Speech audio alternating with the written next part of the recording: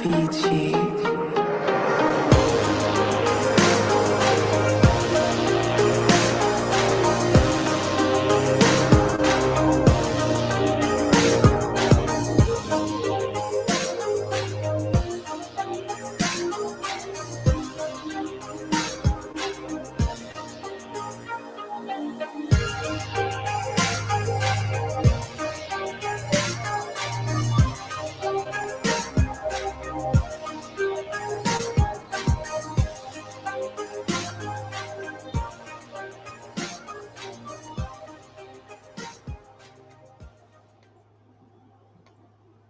Fuck Hasbro. Hey, everybody. I'm sorry, not Hasbro. Fuck Walmart. Sorry, Hasbro. You know I love you. Fuck Walmart. Fuck everything about it. Fuck the cheesiness of it. Fuck it all. Hey, everybody. What's Walmart? What's Walmart? I don't even know what that is. Walmart's a cheesy store that people come in half dressed in, and you'll see like all these Okay. Walmart folks. It's like a Tesco, but Teach worse. me. Right. Oh, you know about Tesco? Oh wow. I've heard, yeah. Say no more. Say no more. What's going on, everybody? It's another Friday here on the Infinity Equation, here to bring you your Friday night delight of fun and good times. We're going to start off a little bit different this time. We're going to introduce our guest here, the man who has the great accent from across the seas, the collection that puts my stuff to sleep, the man who has the great views with some of the all-time viewers. You know, I'm just going to go ahead and say he's up there with Jay Hernandez. He's up there with Unparalleled Universe. He's up there with The Amazing. He's up there with the Articulated Show. Yeah, I didn't forget you guys. I didn't forget you guys. Articulated Show. I got you. It's Mr. Dan. Who? How you doing? Pow. Thank you very much. Can you do the intro for my show now? Like for my I'll new definitely channel? do it. Seriously. Wow. Thank you. That's it's a good crowd to be amongst. No, I appreciate it. I appreciate it because I'm well aware I am a small fish in the ocean that we call YouTube. But it's a pleasure to be invited to the show, boys. We're the smallest fish right now. We're barely on anybody's radar half the time. So, and then I want to introduce my co-host as always. I am Dante, aka Dark Joker's In, and I have my friends here, Ryan, aka Laser Pants 81. How you doing, Ryan? Doing good. And Mr. Bob, you know what, Bobby? I just noticed we gotta get you like in the beginning credits of the show now. Since we added you, we gotta get you in now. We gotta put you in. No, it's all right. It's all right. No, you're part of the show, sir. Well, you know what I'm going to do? I'm going to wait until you put me on the intro, and then I'm going to be like, yeah, sorry, guys, I can't do the show anymore. You know what? That would happen. That would happen. But as always, you have Mr. Battleverse, Mr. Action Force himself, Mr. Killing G.I. Joe left and right in their 3/4-inch line or 6-inch line. Any way that you want to take it, that's the way it goes down. How you doing, Bobby? I'm good, man. I'm good. And the man who's always in Hasbro's line of sight, coming at them with the news. I said, you know what? I already reported this 5 years ago, and you all just getting tipped to it. Mr. Ty Ortiz, Mr. AKA Rectangular. How you doing, Ty? Pretty good. Never mind the drilling through the wall or whatever the hell's going on in the background. What you putting in a jacuzzi? I'm coming over. I don't know, but hopefully this will be the last time you hear that because we're moving into our new place tomorrow. So. Sweet. Oh, congratulations, sir. We're in day 2 right now, so we're halfway there, more than halfway there. Nice. You know what, guys? So what did everybody get this week? Before we jump into the nonsensical of this week of Walmart exclusive, you know, what did everybody get this week? Oh, man. Let me pull up a list here. I had a lot of stuff come in. All right, well, mine's just short. Got my 2 Destros, got my Scarlet. They're finally shipped out my Snake Eyes, and I ordered that Venom. That's about it.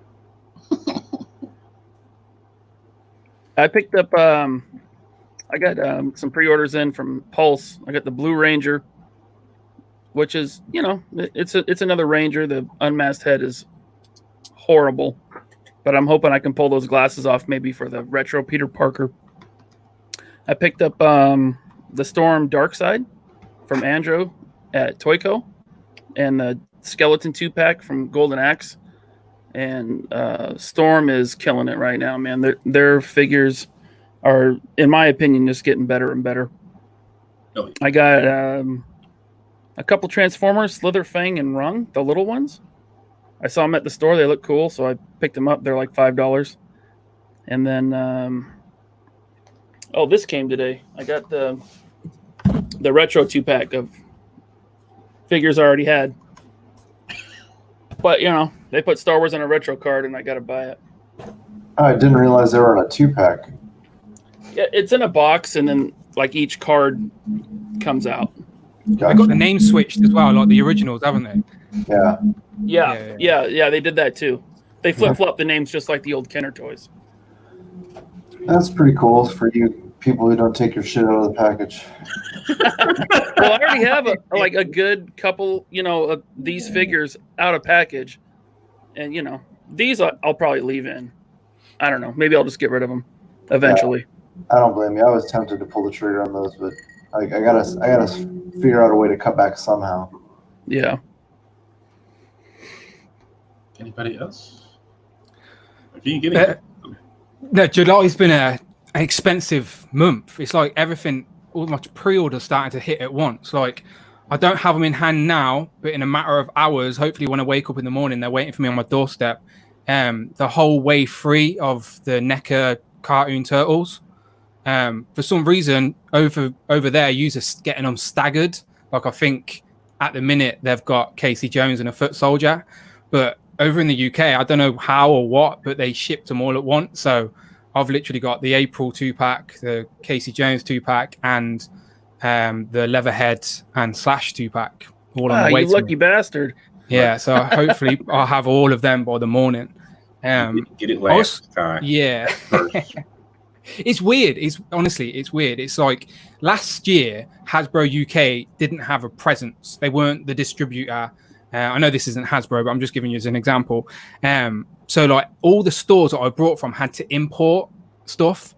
So I'd either get it quickly or get it last. It was like there's hardly any in between. But this year, Hasbro UK are actually sending stuff to stores directly. So like when things are not exclusives for you guys, like because we don't have Target, because we don't have Walmart, because we don't have Walgreens, everything's coming straight to Hasbro UK and then coming straight to the reseller. So we just get it straight away. That's how I've got like the Moon Knight quick and the Grey Hulk and then Iron Man 2020. Like never paid a penny over retail for any of them.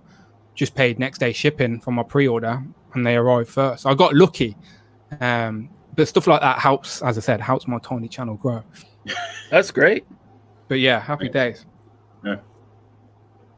I have got other random bits. I knew you'd ask me this question, so I brought a little pile of loot. Is that all good? Do you just want to see some nonsense? Yeah, Sure. see.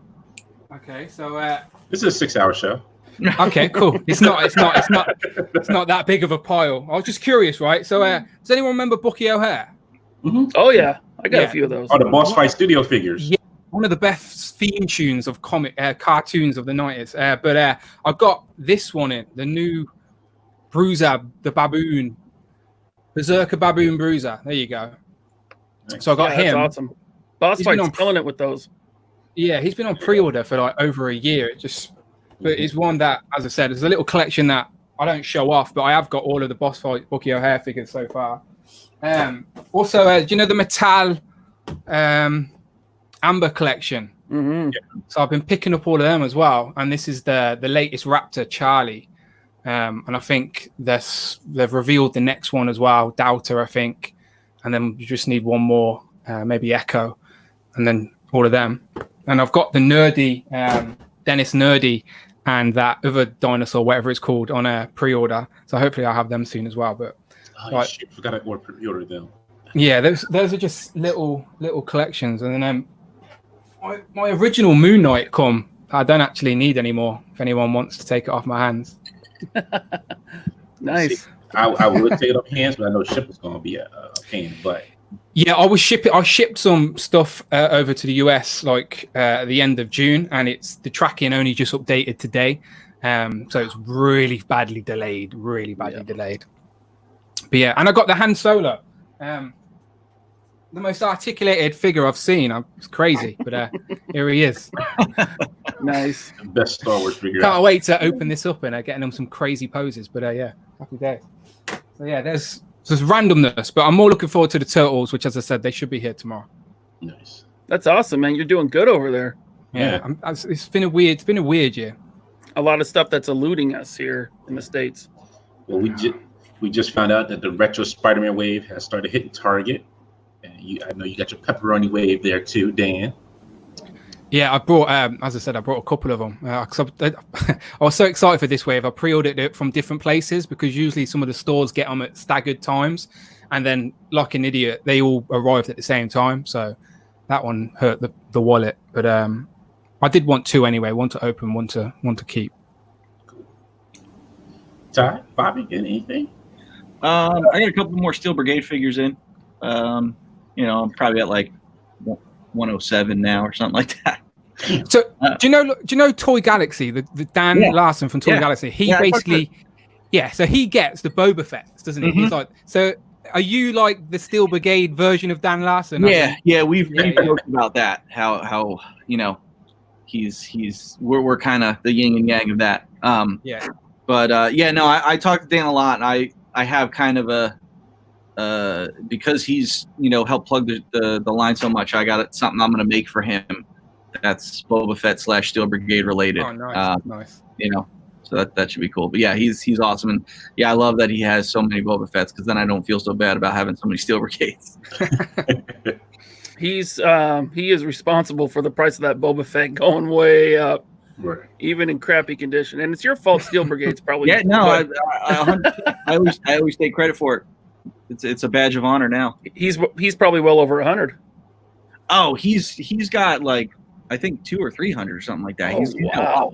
Yeah, he's got a lot. He's got a ton. So awesome.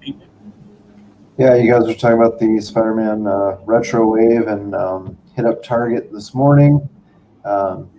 Much to the chagrin of my girlfriend, who I had to drag with me before the fucking store opened, and of course saw the Hot Wheels collector there, and snagged the case, left Daredevil on the pegs, and then I went straight from there to a second Target and basically got called a scalper by the manager because she only wanted to sell me, or she only did sell me 3 of the figures out of the case. So, what the fuck? What does she know? Like, honestly, like, you taking your job that damn seriously. Like, look, this is not coming out of your pocket. Because that's how I was told. When I get mad at retail, like, I was mad, like, yo, why is this person getting away with this? They be like, it's not coming out of your pocket. It's coming out of the company's pocket. So who cares? Whatever. Well, coming out of her stinky little pocket. So she had enough. She should have kept her dang blasted mouth shut and just sold the damn figures. That's all. Sick of tired of employees taking their job super seriously. I mean, isn't that the job of retail employees, is to sell product? And like, why? And just trying to make the excuse. Well, I have to let another customer buy some of the other ones. Like, why? Like, if you're taking a gamble, and number one, the faster that your inventory goes to 1 or 0, then the faster that the warehouse will send out another case, and then you'll sell more of them. So why are you slowing down the process?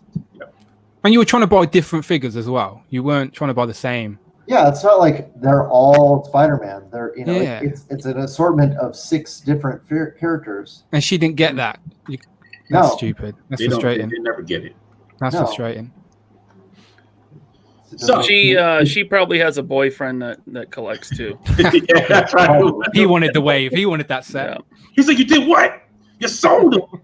I told you I'll beat it. I told you get them while you're there. You didn't do your job. You didn't do your job. That's it. This relationship's over. You can't do the one thing I asked you to. I asked for 5. You can't do that.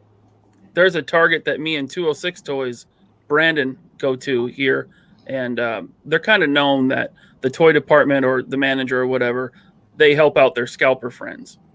And so I let him know, after Todd let me know that the retro wave was sitting in this area, I sent him there. So he went, and the manager told him it's street dated, and they wouldn't bring it out of the back. They wouldn't sell it to him. And then you sent him my picture? I didn't. No. Oh, okay. But so he said okay, and he left. He went to another Target, and he got what he wanted. And later that day, I'm looking at Pop Finder, and that morning it says 6 in stock, right? 6 retro Spider-Man figures in stock at that Target where they told him it's street dated. I was looking at Pop Finder, and there's 3 left. Oh yeah. I'm sure they sold the Spider-Man, the Goblin, and the Gwen. Gwen, probably, yeah. Yeah. Or Electro. Yeah. Yeah, that's true. Yeah, I left, since I had to play Sophie's Choice there at the second store, I left the Osborn because his head was not painted that great. And then I left Peter Parker because the one I had was pretty decent.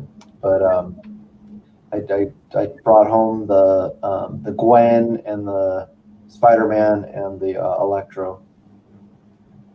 But I noticed one of the Spider-Mans, the head, the lines on his mask aren't connected to his eye.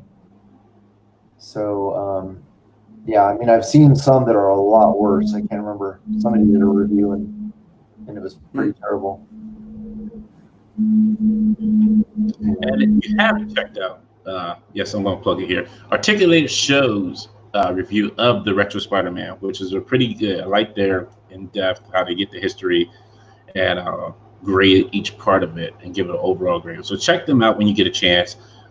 They do some good reviews along with the other gentlemen I previously mentioned as well. And shout out to Shardamus for doing a excellent review with the Hasbro team. Got some decent questions in. We got you got to see a little bit of the Sentinel in action. Looks like they're going to be going back and doing some retooling on it, which is a good sign. For some of the articulation that it does have and doesn't have, and they added in. But it looks pretty good. I wish there was just more tiers, like everybody's been kind of asking for. Like, it's over 10,000. Like, it's over 11,000 now. It's over 11,000. Yeah. So on the Zavi site, there's an actual update for. So the Zavi one says over 11,000, but the Hasbro Pulse is still on 10,000 something. So I don't know if the Zavi one is including the UK buys or the Europe buys, and the Hasbro Pulse ones isn't. But if you have a look at the both, they're different numbers. I would assume they would include like UK as well, because they want those numbers as high as possible. Yeah, and don't forget Mexico. They have some website that they can order from now as well. So shout out to Shardamus and Articulated Show, for doing some excellent reviews. I've seen that review earlier, by the way. I really liked it. Really professional, smart, clean. I left them a little comment as well. I said I was very impressed. I like it. Yeah, their videos are great. High production. Like, we don't get videos from them like every day, like a lot of or 2-3 times a week, like a lot of toy reviewers. But when they put one out, it's excellent. 100% agree. Yeah. Right. We're like the Channel 12, and they're like the ABC production. Yeah. Yeah. So let's get into this fiasco of Walmart and Hasbro Fan Friday today. Transformers. All right, whatever. I like Transformers. I kind of fall in and out. There's certain ones I pick out, but it wasn't too bad, I guess. Some people were complaining. I could see, like, in chat, people were complaining. But when it got to that G.I. Joe, fans down again. Let the fans down again. Hey, guess what, everybody? I guess you heard. We're coming back with 3 3/4 inch. Okay. Retro. Retro. Yeah, I'm sorry. Retro. But it's the ones from the Classic Anniversary Edition. Gotcha! We got you again. Thought you were going to get some new stuff? We just going to put back in production the old molds we got. I don't know. Did the retro those 25th anniversaries have the rubber bands, or are they just a new tool? No, they stopped doing O-rings in 06. Okay. Yeah. A lot of people were wanting that, which I was surprised that many people wanted the O-rings. Bobby, take it, Bobby. Yeah. Arena, man. At least they're consistently letting everyone down. There you go. All right, so I'll try not to be as venomous, but I'll just give it a very, very honest insider's opinion to what they're doing. I'd been telling people on podcasts for 3 months, like, hey, you're not getting O-rings. Like, you're just not. Like, you know, you're not getting them. They're not going to do it. I had a feeling they were going to do this. They were going to take, 25th anniversary stuff. The interesting thing is, when 25th anniversary came out, it was on retro cards. So it was a new line on retro cards. Okay? They did it already. So you took basically, so the Snake Eye Storm Shadow were done in 2011. So very modern figure, very, very modern. And those figures were offered multiple times between 2011 and 2015. So everyone kind of had the opportunity to get those figures. Then they go and they take those figures and they put them in a piss poor job of retro packaging. Now, I understand why they're moving away from a real American hero, but if you think about it, that's what the retro line was. Now, correct me if I'm wrong. I don't have them out in front of me. The Ghostbusters retro line, I believe it said the real Ghostbusters, not just Ghostbusters. So if you're gonna take everything from the retro line, you got to take everything from the retro line. So I don't understand why they got rid of a real American hero, because I highly doubt anyone overseas is taking G.I. Joe right now, whether it has real American hero on it or not. So why not just put it on there? Why not just make it 100% true retro? They didn't do that. The Baroness was also offered in 2015 or 2014, one of those 50th anniversary 2-packs. So it's here's another figure we just gave you not that long ago that clogged the shelves. Here's an old molded his tank from 25th anniversary, an Ostriker. Oh yeah, we gave the vehicle drivers a few new parts. It's why? What a waste. But it's I think the funny thing is you look at retro Star Wars, new tooling. Retro Ghostbusters, new tooling. G.I. Joe, a brand they own. They don't have to pay any royalty on it. They pay a royalty on Star Wars. They pay a royalty on Ghostbusters. You don't pay any royalty, which means you can maximize your profit. They decided to take the cheap way out and just repackage modern figures, call them retro. No. You just made retro packaging. They're not retro figures. They're not. Even the older 25th anniversary figures, the Hish driver is like a mismatch of modern parts, but the crankcase, he's a 25th anniversary figure. That was, I think, 2008.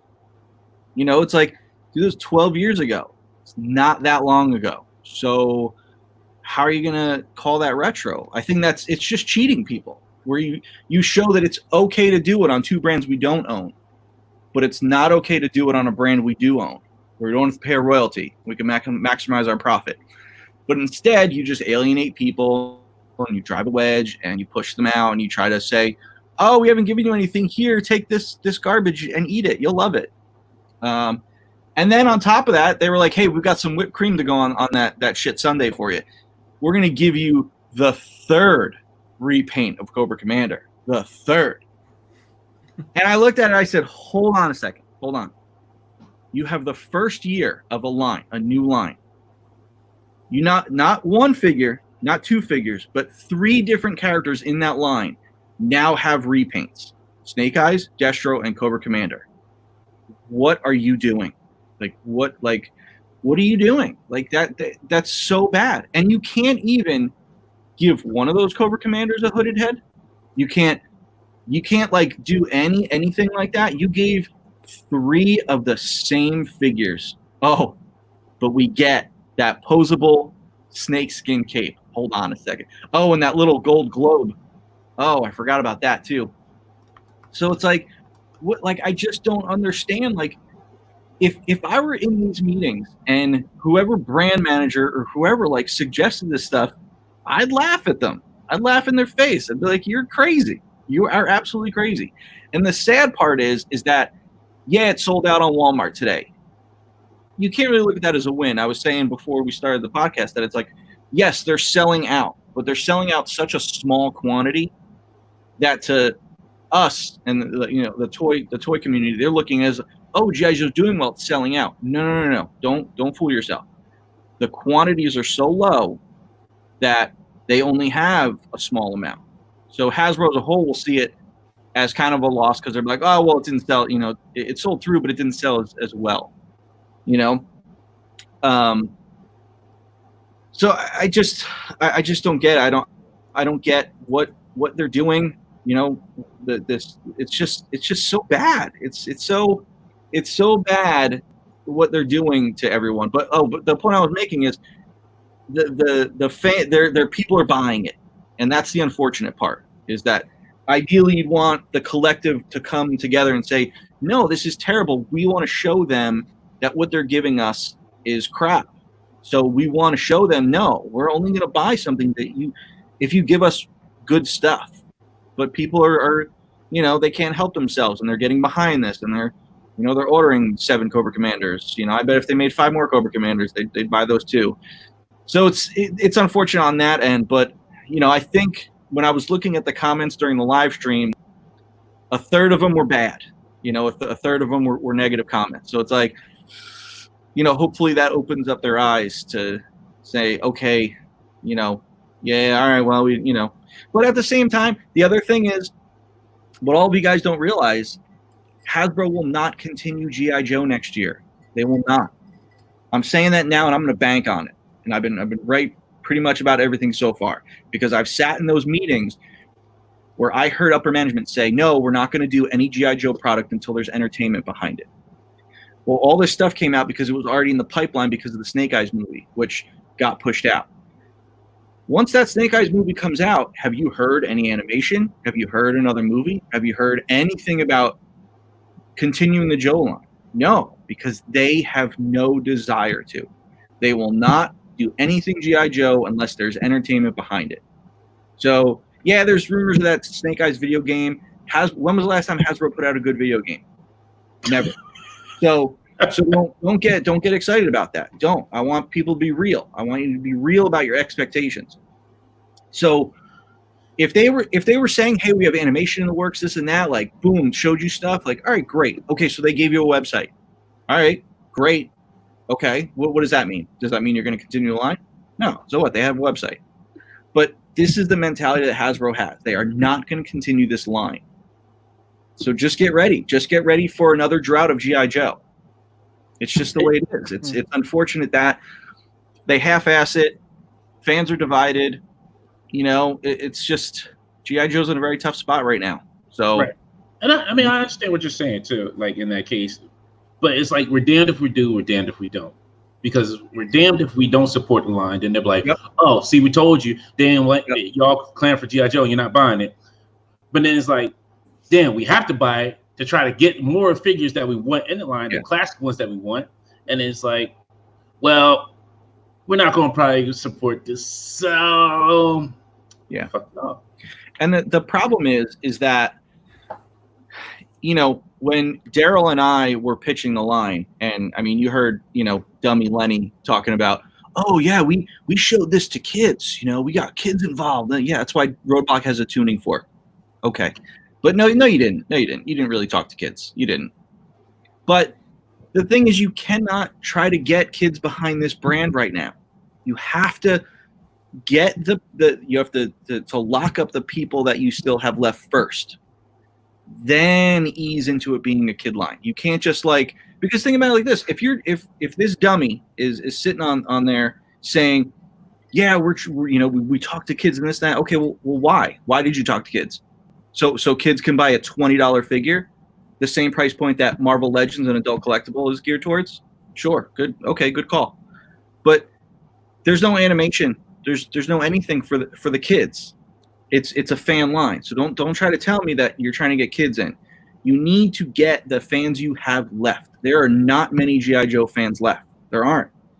Me and Daryl, we looked at the lines and we talked about it. Like, we have to make sure we keep the fans that we have and then get those fans to get their kids involved. But you have to work backwards. You can't just go into kids because kids have no idea what G.I. Joe is. Like, what's G.I. Joe? No idea. There's no show that comes on. There's no YouTube videos or anything like that. So right now it's foreign to them. So you can't say that kids are going to go into Walmart and look for a line that's just not there because they're into G.I. Joe. It's just that, so the things that Dummy says are contradicting what Hasbro is putting out. It's just, it's not right. I'm telling you, I sat in these meetings where Hasbro didn't even want to do a G.I. Joe 3. They wanted to do Mask instead. So it shows you they don't even care about the brand that made their company. Paramount wanted to do G.I. Joe. So they pushed Hasbro to say, no, we don't want to do Mask. We want to do G.I. Joe first. Hasbro's, no, we want to look at the new brands. Look, it just goes to show you they just don't care. It's unfortunate. That brand made Hasbro what it is, and they have no idea what to do with it. They don't, and it pains me. It is. It's unfortunate, because we're gonna go through another drought of no Joe, but it's what it is, man. That sucks. But So at least we have Action Force. right. We do. So I want to thank everybody for being here. Appreciate it. I hope everybody got the new link. If you haven't, please, it's in the bio. It's on the bio for Twitter. It's on bio for Instagram. If you just clicked on the link and came and started watching, be sure you subscribe because this is a new channel. Yes, definitely. Yes, please. This is a new channel. We're trying to build it up. And we appreciate everybody coming out. But I hope I'm saying this right, and I do apologize if I'm saying this wrong. Kwame Taylor says, Bobby, does Hasbro's success in other line provide the opportunity to float G.I. Joe through the nonprofit years? No, Hasbro will not do a line if it doesn't make they won't do a line, and if it doesn't make profit that year, they won't keep doing it. To give you a perfect example, they had Hero Mashers. If you guys remember Hero Mashers, they had planned it as like a $20 million line. The thing came out of the gates and it was like $100 million line. Like it took everyone by surprise. Year 2, it dropped down to like 70 million, and they panicked. They were like, oh, it's a failure now. It's a failure. And then like year 3, they really didn't do much, and they didn't keep the line going. So, it's kind of like, well, what they see as a failure is so odd. As soon as something starts going down, instead of thinking like, oh no, it's still making a ton of profit, they look at it like, oh no, it's done. The wave is done. No, how about your sales team over-ordered after it hit 100,000? You're like, oh my God, everyone needs Hero Master. So you over-ordered on Series 1, and then you couldn't get Series 2 and 3 and stuff like that. So that's what they do. They like panic, and then they over-order and this and that. It's like, you guys see how things are big warmers and clog shelves and this and that, then you get a new product out. So if they're not going to go through years of no profit. They just won't. Hasbro will not do it. The interesting thing is someone like Hasbro won't even really put time into like a line if it doesn't make more than like $20 million. Whereas like when I was at Jazzware, shoot, man, they were doing tons of $5 million lines because they're like, hey, $5 million is still $5 million. Hasbro's like, we don't even want to waste our time, which is crazy to think that way. And that's how Jazzwares got so successful. Like, no, we're going to do a bunch of $5 million lines, and then we're going to land ourselves a $30 million line. And then they got Fortnite, $80 million line. So that's what happened. But Hasbro just they won't do it, man. It's crazy what they think of as far as like what they put effort into. It's amazing. It is. Oh yeah, no doubt. Overwatch is done from Hasbro. I was going to mention that. Yeah, those piled up at our discount stores here. Yeah, and I wondered why that happened because I never like found this out for sure, but I had heard that Hasbro passed on Fortnite. Like they pitched Fortnite and Hasbro passed on taking it, and then they got Overwatch instead. And like I said, I don't know. Like that was just what I heard, like through the grapevine. I never heard that if that was 100% for sure.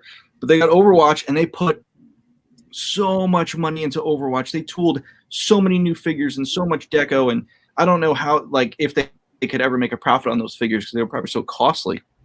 But they were gorgeous figures. And then what happened? Nothing, you know? Because it's like video games are tough because if you start doing video game figures when the video game gets hot, if the game starts to downturn while you're producing the figures, then you're stuck with inventory for a game no one plays. So I'm not a gamer, so I don't know if people are even still playing Overwatch. They do. I don't think it's as popular as it used to be. Like the Fortnite figures, like everybody jumps on them. It's wild how much they sell and jump on them. Well, they're slowing down. They're slowing down big time.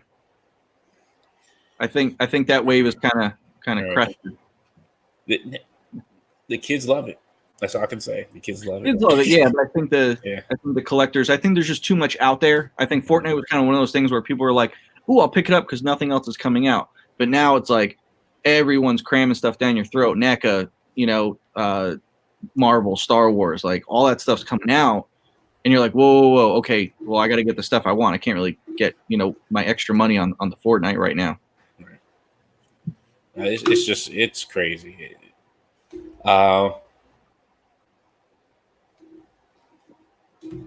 Let's see. So let's go into some of the reviews this week. And you know what? I'm not gonna be. I'm not gonna say I'm gonna stop doing what I do. But dang it, I'm gonna keep harassing Dan and Ryan on Twitter. I'm just gonna keep. Every time they got a joke, I'm gonna have 4 or 5 jokes back at them. I keep seeing your memes and your little pictures back with them. Okay. But you know what? Hey, as long as they react to it in a cool way, hey, I don't care. Like I just mess with them. I just have to have fun because that's what I say. Gotta start trouble somewhere, and that's how I start trouble. But they did reveal Professor X and Magneto 2-pack. I think this is Hasbro Pulse exclusive. Maybe initially, but I think it's going to be like the anniversary lines they've done. Okay. I think it'll be everywhere eventually. Todd? Yeah, pretty sure. I want to say they were up on Walmart's website, but I mean, you can get them from. I mean, they're for sure fan channel, so you can get them from Big Bad Toy Store, Dorkside Toys, Amazon, all the big online resellers. I can't remember. I'll do a search here now and see if Target or Walmart's got them. Yeah, I thought these were just whatchamacallit, Hasbro ones, but I can't remember for sure. I know I've seen my Hasbro Pulse, but this is for everybody who likes those movie figures. I'm not a big movie figure fan, so this is for. I'm disappointed in the wheelchair. I wanted the wheel with the X in it from the actual film. That's just like a generic wheelchair. That's a good point. I did not notice that before. Like in the film, he has the X logo as the wheel. Yeah. Like and that is just it looks like they've stole it from the WWE line. They probably did. They're like, yo, they got the WWE ambulance. Yes, slam Get that wheelchair for them. Yeah, that's that face print technology they've been talking about. There it is, right there in that wheelchair. And MCU Collector posted up some pictures as well, comparing the original promo images to these images now, and like how drastically different they are. Were they the same? No, they're different. But I guess those first pictures were obviously just renders, where these are probably made now, aren't they? You know, it's weird. Like this James McAvoy does not look like James McAvoy. Neither does Michael Fassbender. Yeah, looks like Sinead O'Connor and Captain Kangaroo. Honestly, you know what? Like this James McAvoy one looks like a younger Patrick Stewart. Like I think that's the point. Yeah, it's like the age to like. It's like say James. This is just young Patrick. And it really makes no sense to have Ian McKellen's head on the younger Magneto. Yeah, body. yeah. I was actually surprised Marvel let them do that because I know like MCU stuff, they are like to a T can't cut corners on costumes or anything like that. But I guess since this was like a Fox property, they're kind of like, we don't really give a shit. You know, do whatever you want. But can we talk about like when are they going to make a new suited body? Like, can you please update the suited body? Like, how many uses have you gotten out of that suited body already? So many. I don't know. Well, they kind of did a couple years ago because they came out with a Coulson body, and then they came out with the Nick Fury, and they're slightly different. Mm-hmm. That one looks different as well. The waistcoat with a little cut at the bottom. That looks different to something. That looks like an overlay piece, kind of like Claw had, the MCU Claw. Yeah. But that, a lot of people were saying that'll be a good J. Jonah Jameson. You take that head from the chameleon, and pop it on that body. Yeah, I like that. I do actually like that you get the interchangeable heads with the helmets on, rather than having like an oversized helmet for Magneto. Mm-hmm. That wouldn't look good. So I'm glad they give us that at least. This is the part where he says, Wolverine, give me a cheese pizza. Oh, really? Nobody laugh? Okay, fine. Whatever. Moving on. Magneto. It was like they took the worst Fassbender Magneto costume. Like the worst one. What movie is that from? I don't remember. Is that This is Days of Future Past. That's what I thought. Yeah. Okay. I just watched that the other day too. I didn't recognize it. They should have went with the one that he wore at the end of First Class when he had like the classic helmet. Oh yeah. It would have been nice if they threw in the First Class helmeted head, because that First Class helmet was like the perfect Magneto helmet, the one that Kevin Bacon wore. Mm-hmm. Even though it wasn't red, it was the perfect helmet. It kind of flared out at the bottom. It had like this cool line work to it. It was a great helmet. This helmet sucks. It would have been nice if they, Dwight did a little bit better job, but what are you gonna do? This actually looks like Ian McKellen with the helmet on. Like, I'll give him that. This actually that looks all right. This looks dead on. Other than that, whoa. We got some little gappage here. I don't remember him having like big bushy eyebrows like that. Or a pompadour. Right. Here they are in all their glory. Is anyone going to take that bold James McAvoy head and make their own custom Patrice figure? Ooh. From Split. One of his something personalities. Yes. Yeah, strictly from a kit bash and customizer standpoint, this is a pretty good set considering all the heads you get. You get a lot of new hands. So from that, you get a wheelchair, maybe not the right wheelchair for Professor X, but you get a lot of cool stuff, So this is like when this hits clearance on Amazon, this is a perfect set. Yeah, for a kit bash or a customizer. And then we get to, it's a mistake anyway. I hate this bloody arm. What is the point? Why? I think it would work well if it was like half changing. Like if you had something else that was half changing with it. It's just like, you just see that single arm. It's just like. She would have much better been much better off with an alternate head. Yeah, I'd take a different head to that hand or that arm. I guess they couldn't get Jennifer Lawrence to sign off on her likeness. That's Rebecca Romaine, right? Yeah. Yeah. Okay. Well, they did make Katniss figures, didn't they? Yeah. Who? It's Hunger Games. Hunger Games. Jennifer Lawrence. I don't know. She might have been asking too much too. She'd be like, Yeah. Maybe they didn't ask. I wouldn't ask either. Disavow says, here, I'll bring it up real quick here. Toy Migos said Jennifer Lawrence wouldn't sign her likeness rights. There you go. She probably doesn't she hated playing Mystique towards the end anyway, didn't she? That was public. Yeah. She probably didn't want dudes playing with like a figure of her. She hated wearing the makeup. Right. That's what kills me. Like, don't be complaining like, I'm tired of playing this character. That character just brought you some money, didn't it? Right. So I'm sure you're not tired of living in your house right now. I'll get naked and you can paint me blue as Mystique for $20 million. Go ahead. Shoot, I'll be just like on Watchmen. My stuff be dangling all over the place. Like, yeah. That's why, like, you look at guys like Hugh Jackman and Ryan Reynolds. It's like they're married to that character. They love that character.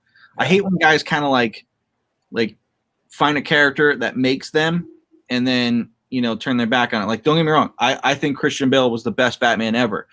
But it's like, dude, that kind of made you. It took you from a great kind of mainstream actor to like a superstar. And then it's like at the end, it was like, he was kind of like, yeah, I'm done. I'm done with Batman. Like, I'm done. Because, yeah, Christopher Nolan was done. But it's like, you could tell there was a different vibe to him from Batman Begins to Dark Knight Rises. And it's like, I don't like when actors do that, you know? Robert Downey Jr. Guy loves playing Iron Man. Why can't more people be like that? I don't think he's done either. I don't think so either. You see, I think after Doolittle, talking about coming back. After that film Doolittle, I think Iron Man's coming back in an alternate reality or something. Yeah. Yo. Well, he can easily be the next Jarvis. I mean, they kind of already set that up, right? At the end of Endgame. Yeah. That happened in the comics as well, didn't it? Where his AI was him for a little bit. Yeah. So Dan, I gotta ask you. Yeah. Ask. Was that Mystique worth an extra £5 British pounds? Is that the difference? Well, they're charging an extra $5 for these figures, and they don't come with a bath piece. You know, it's like at this point, I'm just a completionist though. So like, I can't just buy the Wolverine, like, and the Professor X. You know, like, I may as well just get the extra one. The thing is, though, they started that with the 80th or the MCU 10th anniversary stuff, didn't they? Didn't they mark those up? Yeah. You know, I saw people like saying like, "Oh, the markup," but it's like it's not the first time you're seeing it, right? Let's see, with the 80th anniversary ones, I can kind of understand because they're like in their classic costumes, like what we've been asking for, what we've been wanting, and it was Marvel's 80th anniversary as well too. So I can feel with that. With these, it's just like you kind of already had these, then they're like, okay, we're gonna remake them, and just like, hey, we're just gonna give you some extra parts with it, and that's it.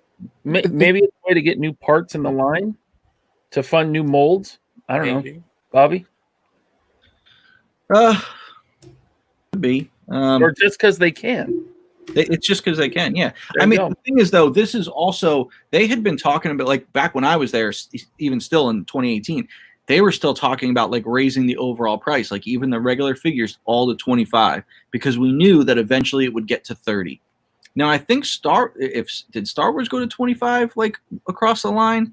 No, today they did. I think that's what you're going to start seeing. You're going to start seeing a trend of, by end of 2020, start of 2021, everything's going to be at least $25.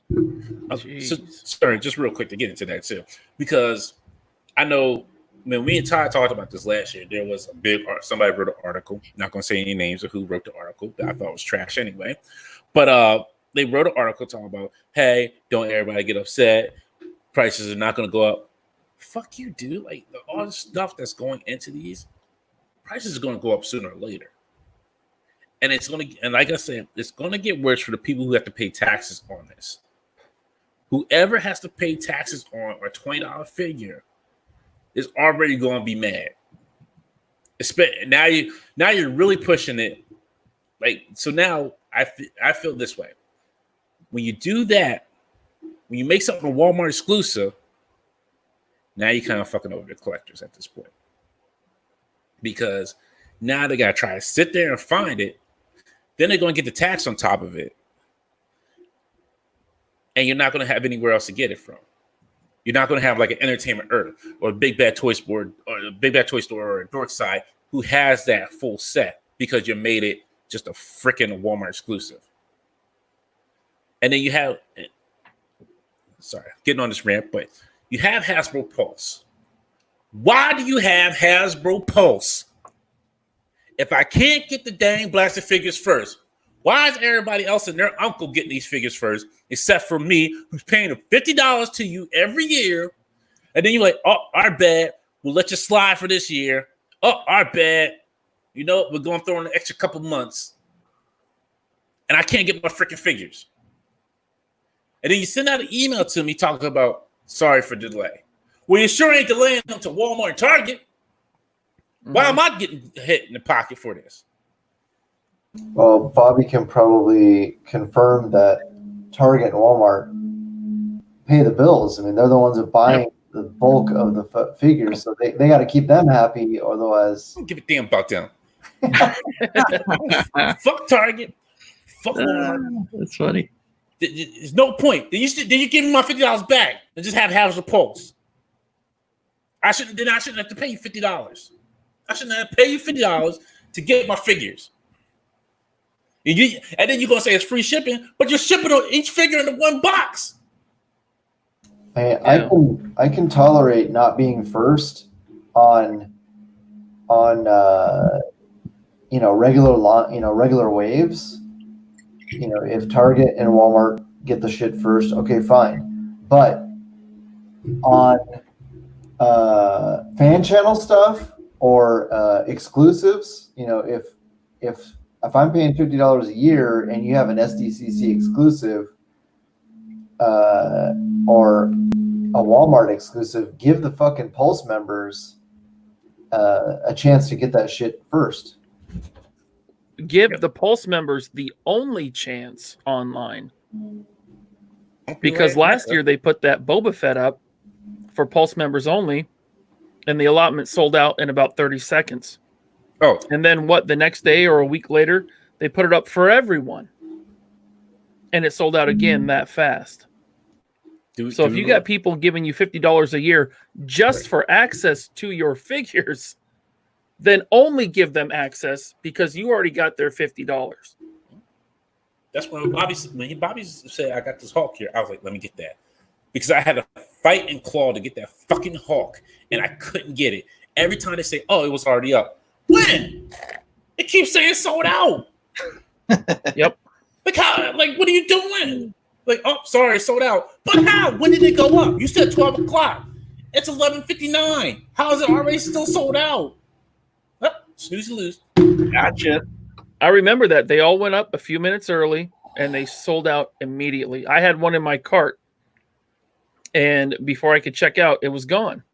It was gone. And so, I mean, I haven't paid the $50 for Pulse yet. They keep on extending the free Pulse membership, right?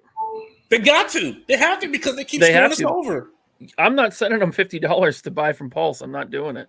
That's crazy. I'll give Big Bad $4 for the pile of loot shipping. I can't do it. I can't. So what are you getting for that $50? Because we don't have Pulse in the UK. So I'm curious to know why are you paying Go on. You get free shipping and the first access to their con exclusives. Yeah. Which they've hardly done by the sounds of it. Yeah. I mean, they sell out so fast. Yeah, it's pointless. First year that Pulse members, had that opportunity, and it was a buzz for me because I didn't give a shit about that Hulk. The only reason I have it on my shelf is I had a friend that went to San Diego Comic-Con and she got me one. So pissed about that fucking Hulk, man. Todd knew how pissed I was about that fucking Hulk. I was about to punch every computer in my house and everybody else's computer I've seen. Yeah. You know what? You're right, Val. This is going to lead to a freaking segue about NECA. NECA, what the hell y'all doing over there too? They're doing something right for the UK because Dan's got them all, man. I told you, I don't know how or why. I still haven't got my Casey Jones and Raph yet. I ordered that the same time that they put them up, that started a month probably, and I still haven't got that yet. So they're taking their time shipping that, but at least it's on its way. But these cartoon turtles that are turning up tomorrow, as I said, that was unexpected. I was hoping that pre-order wouldn't hit until next month, just for the wallet's sake. But it just hit randomly, so I can't explain it. I don't know what they're doing. So did you got them from the NECAstore.com? No. So as I said, you're all talking about all the stores. There's nowhere at retail for us to go looking for figures. Nowhere. There's Forbidden Planet in the UK, and there's only maybe a handful of them scattered within the whole of the country, maybe five to 10. And that's the only place that you can really go and buy adult collectibles, the stuff that we want. There's no other retail stores like your Walmart's is our Tesco and Asda. They do not have toys. Well, they have toys, but they're kiddie toys. No Marvel Legends, no NECA, no nothing like that at all. You know, you just get those cheap $5 action figures. You know, the cheaper Marvel figures, that type of stuff. Maybe some Transformers if you're lucky. But there's nowhere for us to go shopping. Like if I just wanted to go and browse and just see what's on the shelves, that's pointless me leaving the house. There's nowhere for me to go and do it. It has to all be online. And we're lucky that we do have a couple of like online stores, places like Todd like In Demand, Comic and Cocktails, Star Action Figures, Kapow Toys. That's like a handful of stores, that are specialist stores that we have to buy through. But if we didn't have them, so if the internet went down, I wouldn't be able to buy anything because I couldn't just go to the shop and buy stuff. And like Marvel Legends, only this year they've started to drop down in price. Because we were always playing the premium because we had to buy through these specialist stores that were importing from abroad, like because they wasn't getting them directly from Hasbro. So me paying £25 for a Marvel Legend is what I've been paying for virtually most of the figures on my shelf behind me, because I've been collecting for years, and it's only these last couple of years that Hasbro have started to pay attention to the UK, because I don't think Hasbro UK were doing much at all before a couple of years ago. Only this year stores have started to order directly from them. So yeah, it's weird being a collector here. As I said, if the internet goes down, I'm screwed. And 25 pounds is like $35. Yeah, it's about $30. So yeah, that's an expensive hobby in the UK. Yeah, that's why, like, when Todd mentioned paying more for these Marvel Legends, like, I'm not even noticing there's a price hike, because that's how much I've been paying for my Legends anyway. I only really save when I buy a full wave. And again, that savings only happened since Hasbro UK have been distributing directly to these stores. But as I said, 18 months ago, that wasn't the case. I was buying mine from specialist stores that were importing from Taiwan. And that's how I got all my Marvel 80th year anniversary. Like, I was one of the first people to get all of them. And I didn't pay extra. Again, I just paid retail, but it's because the stores I imported them. So yeah, it's weird. I always give Dan a hard time, like saying, because for years UK collectors have been whining because they never, we don't have Walmart, we don't have Target, and then now they're getting everything first, and it's kind of like, it's like reparations. It's kind of like they've been fucked over for so long. It's like, okay, now we'll help you guys out. Yeah, it's a win for me for a change. When I'm in the comments going boo, I am being slightly sarcastic, but it just makes me laugh. But yeah, it's weird. As I said, it is a weird thing to be a collector over here, because I can't just go to the shop and hunt. Like, I miss that, because after Toys R Us, now Toys R Us is gone, and even Toys R Us in the UK was shit, but now that is gone, there is nowhere for us to go.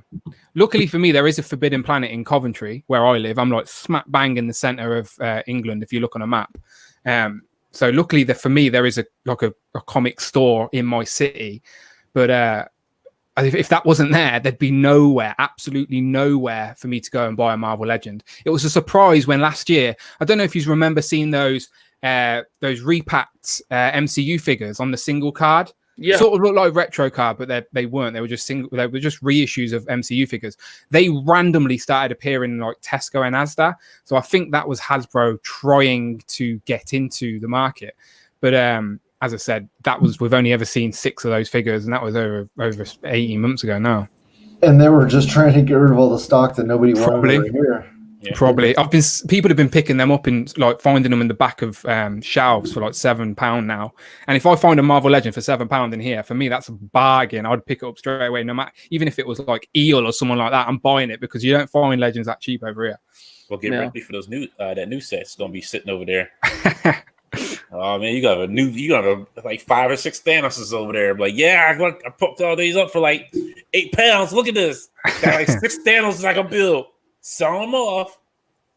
But as I said, we're just talking Marvel Legends and Hasbro. Like, think any collection line. As I said, NECA, unless you're in one of the specialist stores, NECA don't have anywhere in the UK. That's why they must give international as an option on their site, because they know there is nowhere from over here. I was quite surprised about that when I got my the Casey and Raph. Didn't expect to be able to buy that from NECA. But even like Mattel, like those Jurassic Park toys, like they're really hard to track down over here, and they're probably such simple for you to just go on Big Bag Toy Store or something. But if I tried to order from there, I'd get hit with so much import charges, because we pay tax on everything anyway. Like tax is just included on everything we buy, so we don't really think about buying something then adding tax. We just buy it.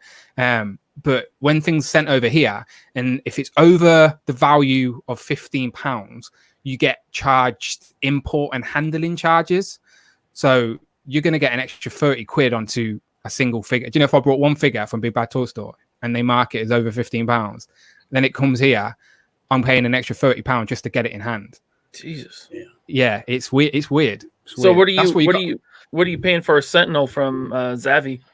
So it's free. I was talking to Todd about this earlier, because I wasn't paying attention. Like he broke it down for me, because it's £350, and obviously that includes shipping, just standard shipping, I suppose. But Todd broke it down to me and said, "What did you say it was? Like 400 and some? It would be like 400 and something dollars." Yeah, it was like 430 or 450 US dollars.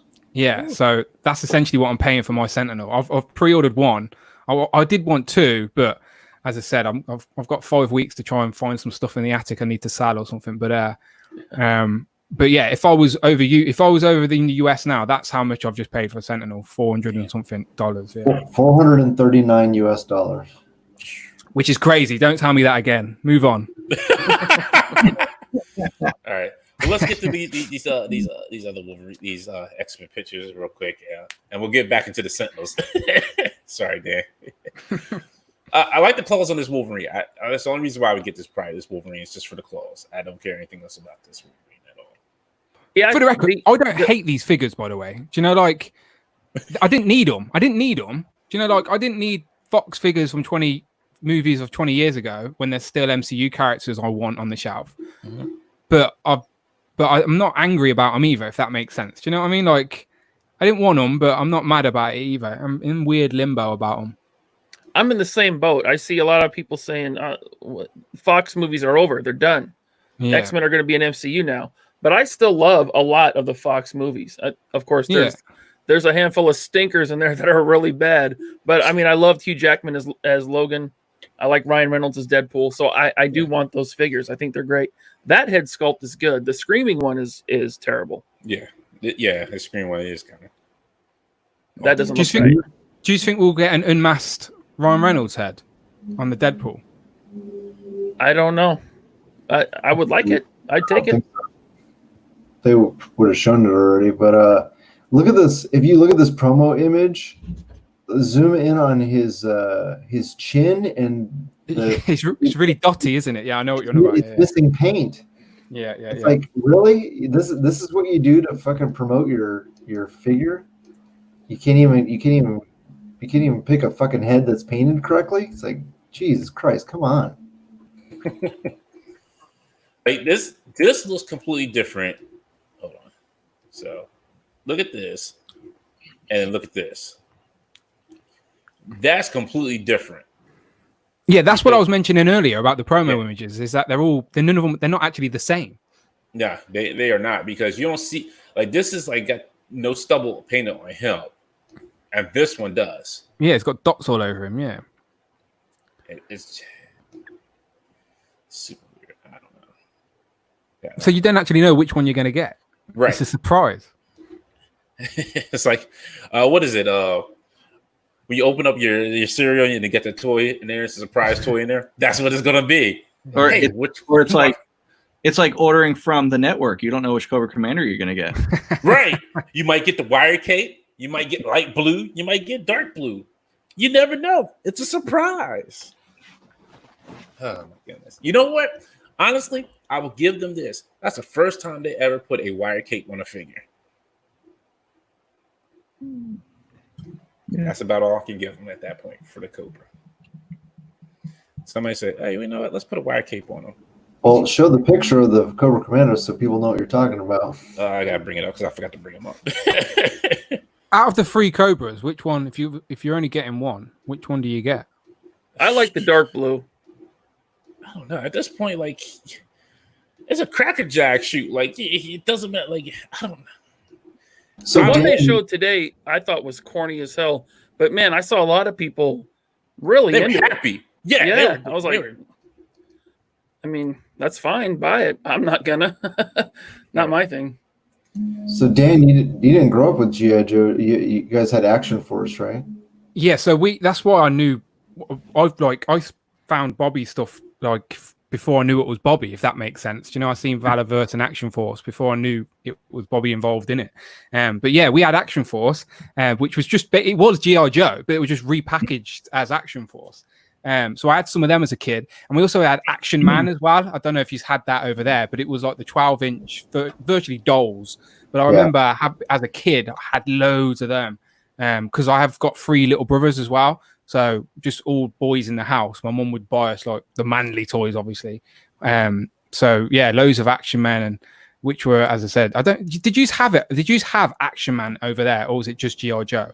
It was like in a black and orange packaging. No. No, It we wasn't had, until the 90s that they had Action Man over here. yeah, we had Yeah, 12 I feel like there.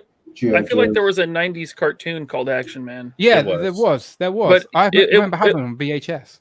Yeah, it wasn't very popular over here, but I do remember it. Yeah, well, that's Hey. what we had. So I didn't know about GI Joes until I was like a little bit older, and I went, "Hang on a minute, I recognise this guy. I don't recognise this guy," and I put 2 and 2 together. But yeah, I had older cousins that had the 12-inch GI Joes, and then when I was a kid, the 3 3/4 inch hit, and that it was game over. It was like that. Those things blew away Star Wars figures, you know, because there was so much better articulation. I give up on that on my GI Joes at that scale. As a kid, I hated. I know it sounds stupid being a kid, but I hated mixing scales as a kid. Do you know, like if my figures were a different size, they're not in the same play world or whatever. So like when I was buying the Kenner Aliens, do you know the Kenner Alien figures and the Jurassic Park figures, like they were my go-to figures. So they'd be allowed to be in the same universe. So Alan Grant was allowed to get attacked by the aliens because they were all in scale. But but my aliens or Jurassic Park toys couldn't mix with my Action Men or Power Rangers because the scale was wrong. I did have a storyline where my Action Men turned into Power Rangers, though. That was an interesting storyline. Hey, wait a minute. Does he come with that throne? No.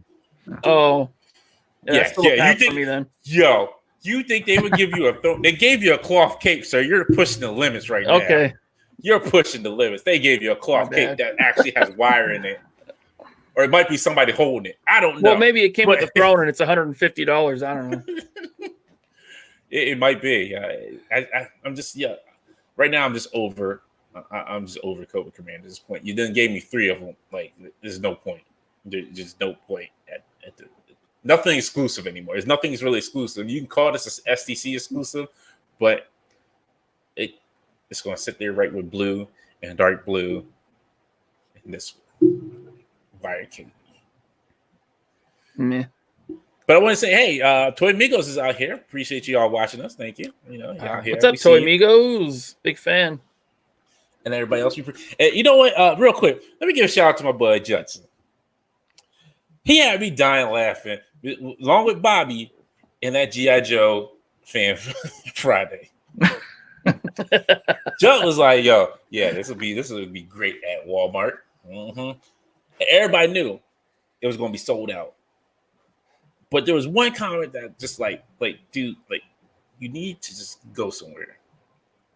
The comment, and I'm going to kind of paraphrase it. The comment was to the fact that's like, "Hey, thank goodness we got Walmart for picking these up." No, I'm not thanking Walmart for damn diddly crap. Okay, I'm sorry. Like, you made these things Walmart exclusive, and you're happy about this? You're really happy? How many Walmarts have you gone to? I went to my Walmarts looking for the NECA figures, the Casey Jones and Wrath. I didn't need them, but I know you guys needed them. So I went in there looking for them. I go into the toy aisle. No Marvel Legends. All I see is Transformers, wrestling, and that's it. Legends wiped out. Nothing. Nothing else. Whatever they say, they don't stock their shelves like they should be. Everything was cleared off. There was nothing there. And that's at 3 different Walmarts. Nothing is on the shelf. So you can't sit there and tell me that this is a blessing in disguise for anybody. No, this is trash. Trash idea. I'm sorry. It's like that meme. It's like, give me an idea that's going to work. And the one person that comes up with the real idea, like, hey, why don't you make Liu Kang, Kano, and Johnny Cage? And he gets thrown out the window because corporate doesn't like it. That's what it is. That's what it is. They're like, no, we're not going to change the system. We're going to keep rehashing the same old things that these people want to see in different costumes, different colors. We only have 37 Rey Skywalkers left on the shelf. Order more. Yo. Because that's all they got. This is how bad it's gotten. Target has now discounted that the Target exclusive Black Widow figure. Yeah. And they're sitting on the shelves. There you go. Yeah. Sorry, I have to get that rant off. Yeah. See, Art understands. See, like Art understands. He's like, yeah. I see empty pegs all the time. See, there. Okay, now hold on, Art, because I've seen your toy hunts. That guy finds stuff. Like I'm jealous of where he lives. You have to catch it. The problem is like PA gets a little like so. Real quick, Disavow says Walmart is a dumpster fire, and that's true because when you go in there, it looks like a dumpster fire. When you see people who don't look like they have pants on, and you're scared to ask them to put some pants on. But anyway, it's like PA's Walmarts and New Jersey's Walmarts get kind of some stuff in first. Now, me living in Delaware, sometimes I can catch it on a good day and a bad day. Like right now, I catch it like it's nothing here at all for this Retro Wave Spider-Man. But I guarantee you, probably like next week, all the stores will probably have it. And then every collector from either PA or the collectors from down in like Dover will come up here and get it. Just because we have no taxes on our stuff. Mm-hmm. The Walmart that's closest to me has Legends and other figures like Power Rangers and stuff pretty consistently. But you go another 5 miles up the road to Everett, nothing. Absolutely nothing. That's because of the Bobacon toy store. They hit all their local stores in Everett and clean them all out. Oh, okay. That makes sense. Yeah. Yeah, so it's hard to say. Like, we have a couple of Walmarts here. They're spread out. But if you really want to find the Legends that you kind of want, you have to hit the PA stores. Because the Delaware stores, it's like they know when they're coming. They're sniffing it out and they like, oh, they're on the truck. I'm gonna go ahead and get it. I had to hide that Captain America. That lady was kind of mad. Her husband wasn't getting Captain America that day, but you know what? That 80th anniversary of Captain America came home with me. I'm sorry. I need him more badly than he needed. I'm sorry. Surely toys for Walmart and stuff like that are just an afterthought. Do you know, like they have toys for having the sake of just toys. They don't really care. Do you know, people are still going to go Walmart for bread and milk anyway. Toys are just there to have toys. So they don't care about when something's sold out. Then no one's thinking, oh, we best get some more stock. They don't care. You're exactly right. They're probably making more on the can of Monster Energy drink I buy when I'm there than they do on the Legends. And you can see they don't care because look how many repackaging stuff that they return. The wrong figure in there. Yeah. Oh yeah, I've seen all the brutal fig swaps on Instagram. It's ridiculous. It's like they're handing them back to blind people on customer service. Well, they don't care. I mean, when you only give your employees minimum wage, they're not going to care. Yeah, it's not even worth the argument. Yeah. Target, they fight you. Like you see, as they fought Todd, they'll Target be like, hey, what you doing there, buddy? This ain't stuff. Take that back out of here. Get it out of here. Target acts like they care. Like, well, Target does pay their employees, so I can't be mad at that. So. Yeah, except when you actually want to buy something. Right. Yeah. Like, oh, wait a minute.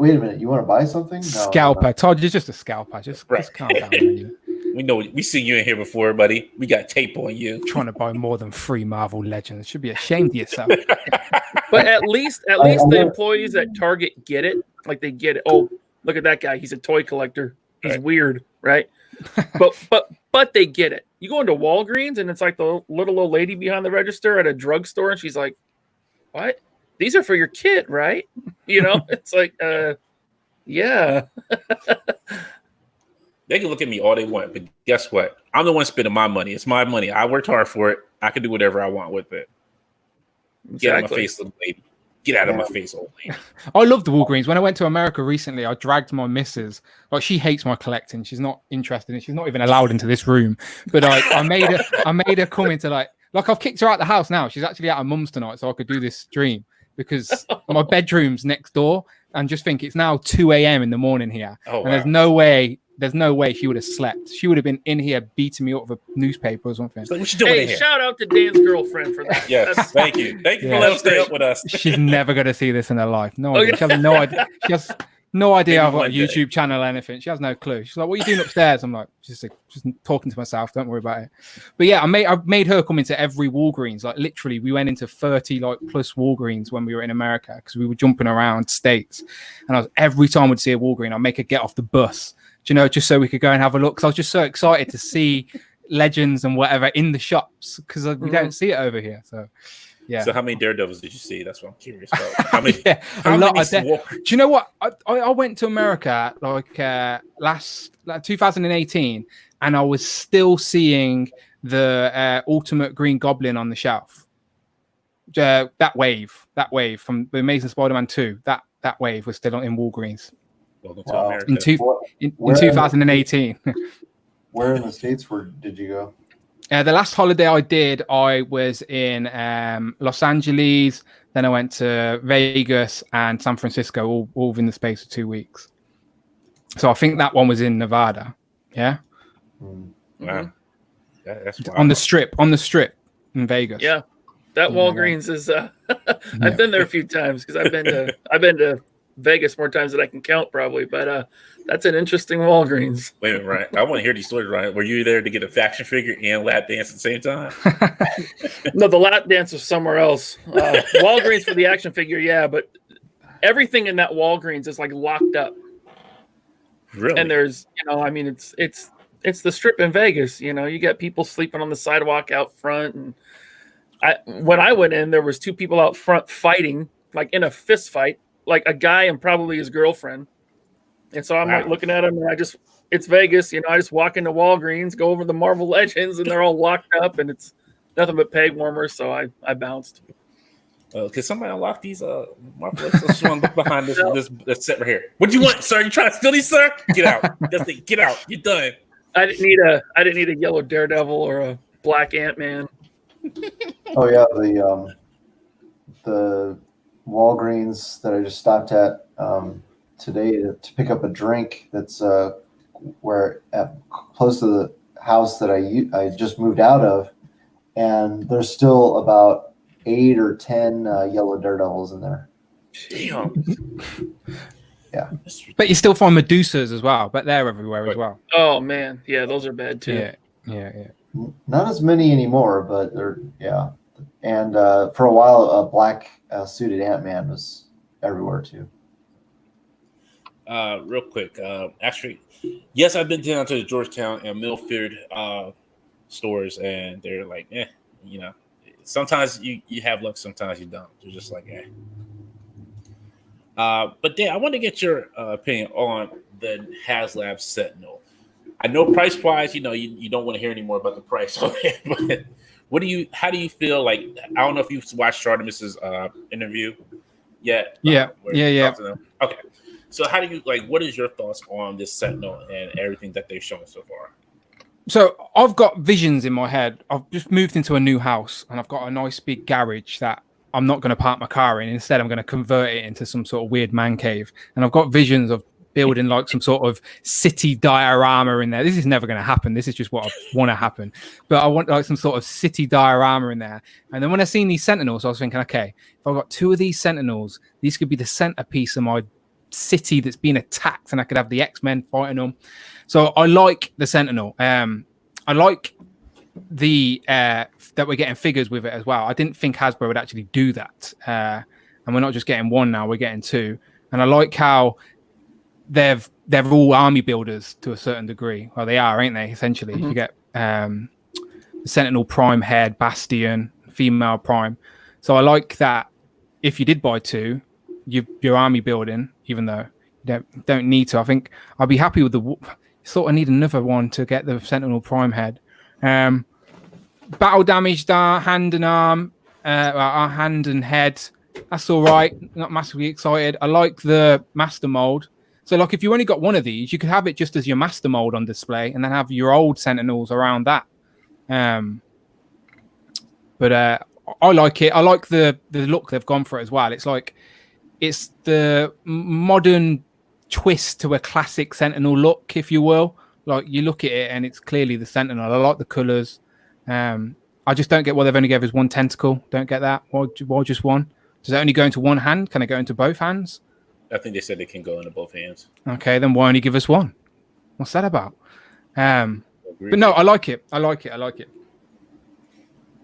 Because they're cheap. Yeah. Yeah, because they're cheap. Yep. Yeah. And then Blake kind of asks a good question, like, what would each of you want for a 4th tier? Oh, that's easy for me. A 2nd tentacle and more battle damage. And not just another battle damaged hand, like arm or chest piece, something. Yeah, I agree. That'd be good. Yeah. Or like if they, I think I forget who said this, like a battle damage base for it. Nah. Well, no, like the other head is... like I have a piece of it, like, so it'd be like kind of like a little bit of a larger head on there, not like the same size as on the Sentinel. You know, it'd be a little bit of a bigger one, so like it would be laying there, and you can use it like the old Toy Biz ones, like the old Toy Biz ones had a little bit like on that scale. How about we skip a couple of tiers, and instead of getting 1 at every 1,000, we get a chair for the master mold instead. Why does everybody want a chair for Master Mold? Everybody wants a chair for Master Mold. I mean, look. Make friends with some diorama builders.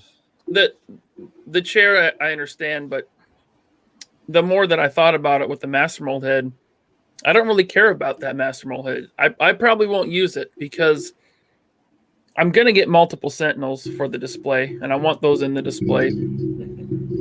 And Master Mold is, way bigger than a Sentinel. That if you're going to buy this for Master Mold, it would work for Marvel Universe. But for Legends at 6-inch, even the body is totally wrong for Master Mold. Yeah. So if anything, if maybe the next tier is, hey, you buy 5, we'll give you another one. We'll send you 6, something like that. Or like I said, tentacle and more battle damage. Yeah, I'm down with that. Yeah. I'll take another figure as well. Yeah, there you go. Yeah, because I already brought my 4. They already got my money, so I'm in for the whole. You bought 4? Yeah, I went for the whole one. So I've been selling stuff. I've been selling stuff in my collection, and I'm at because I want to get 5. I don't know if I'll be able to, but right now I've raised enough for 1.36 Sentinels. So 1 and a leg, essentially. Right. Shoot, I'm trying to look on eBay right now. These Street Fighter Soda figures are about to be sold, so I'm about to get rid of them. Hey, I looked those up, and those are still really pricey, even with Figure Arts and Storm. Yes, they are because I was going to ask you about your Sagat, because I'm really let down by that SH Figure Arts Sagat that I got. Well, and then I saw what they go for. I'm like, whew, nah, I'm good. So I'm trying to think. I do have Sagat, and I have so there's ones that they haven't, like T-Hawk, they haven't come out with. Did they come out with T-Hawk? The Storm Collectibles? I can't remember. Storm needs a Vega. He was always my favorite character, and I have the Figure Arts one, but he's too small. So I want the Storm one. They haven't made one yet. Yeah. T-Hawk, they still haven't did. NECA, so they did. And Jen, there's still Jen. There is Ibuki. I'm trying to look for it. Oh, Birdie. There's still Birdie. Saddam. I think that's the name, Saddam. The one that looks like the Kabuki warrior. I'm trying to think. You gotta quit banging on your desk now, too. Sorry. I do that when I was thinking. Like it helps me think. I don't know. Trying to think of who else is in there. I don't think I have Vega. I think that was the only one I don't have. And I had like the variant colors, so like Ken and Sakura. I don't think they've done Sakura yet either. But this that also it brings up a good point too. A bottle of trash with a Senator Robert Kelly figure. That would be good. I thought you're onto something with that. What's that? What's his name? Morph. I thought, by the information that was given to me, I thought we were onto something too.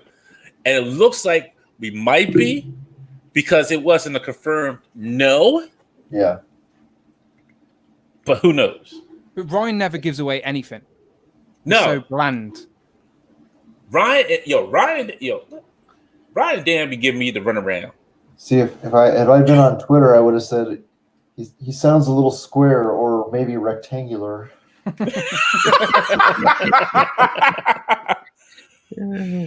Hold on, so let me bring it up here because they've been giving me the runaround on here.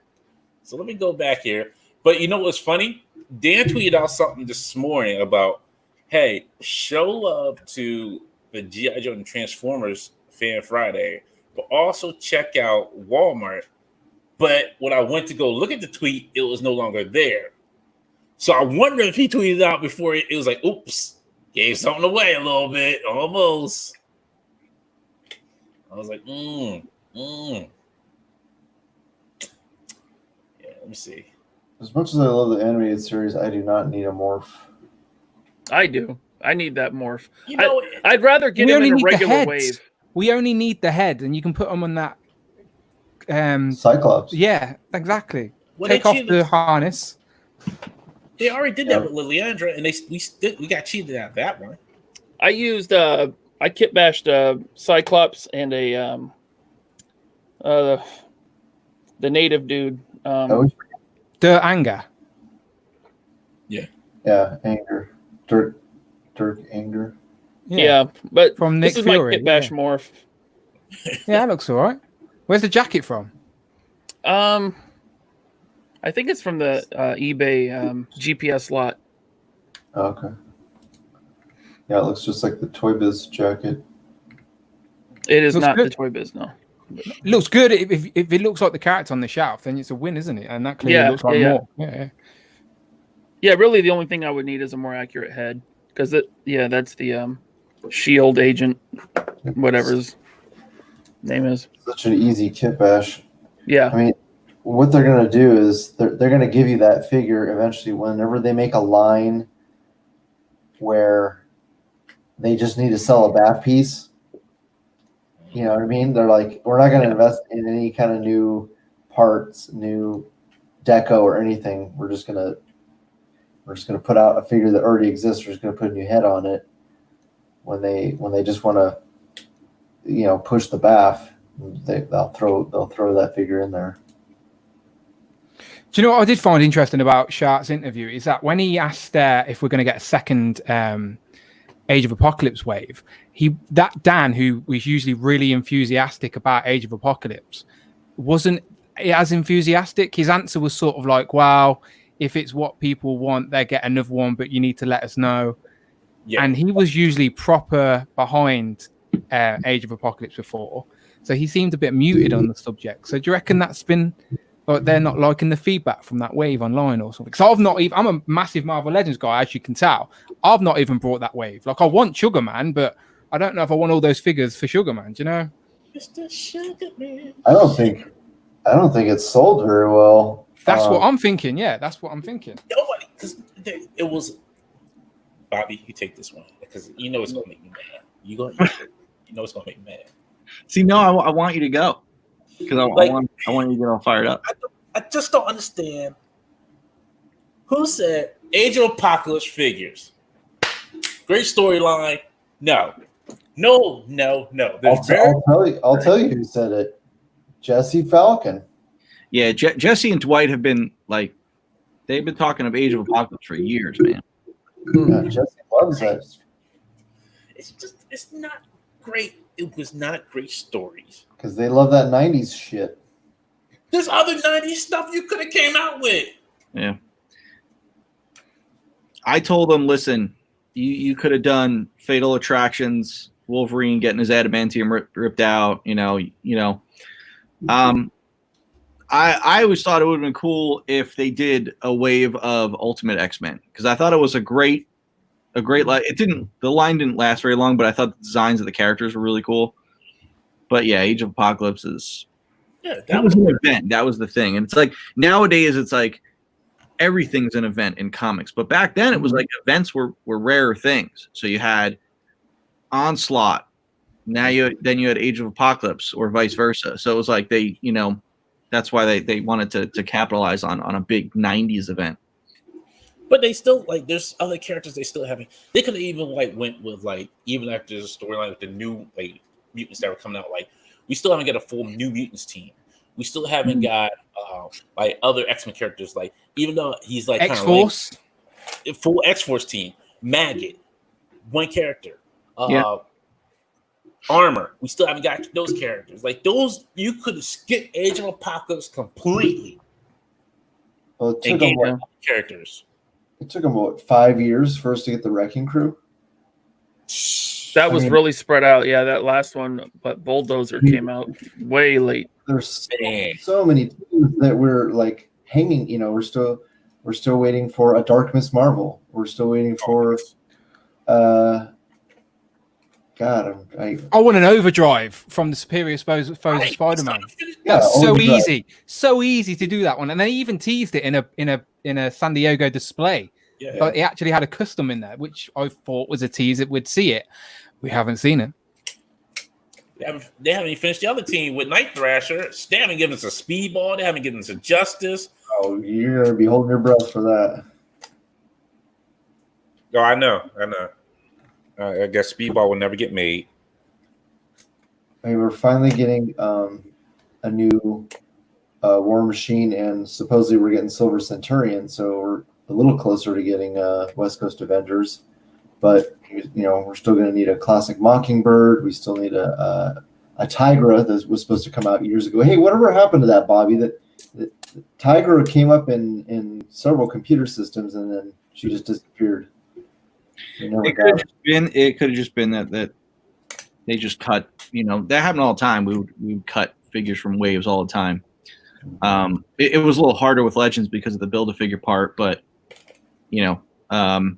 I wasn't dealing with that wave then, so I couldn't tell you.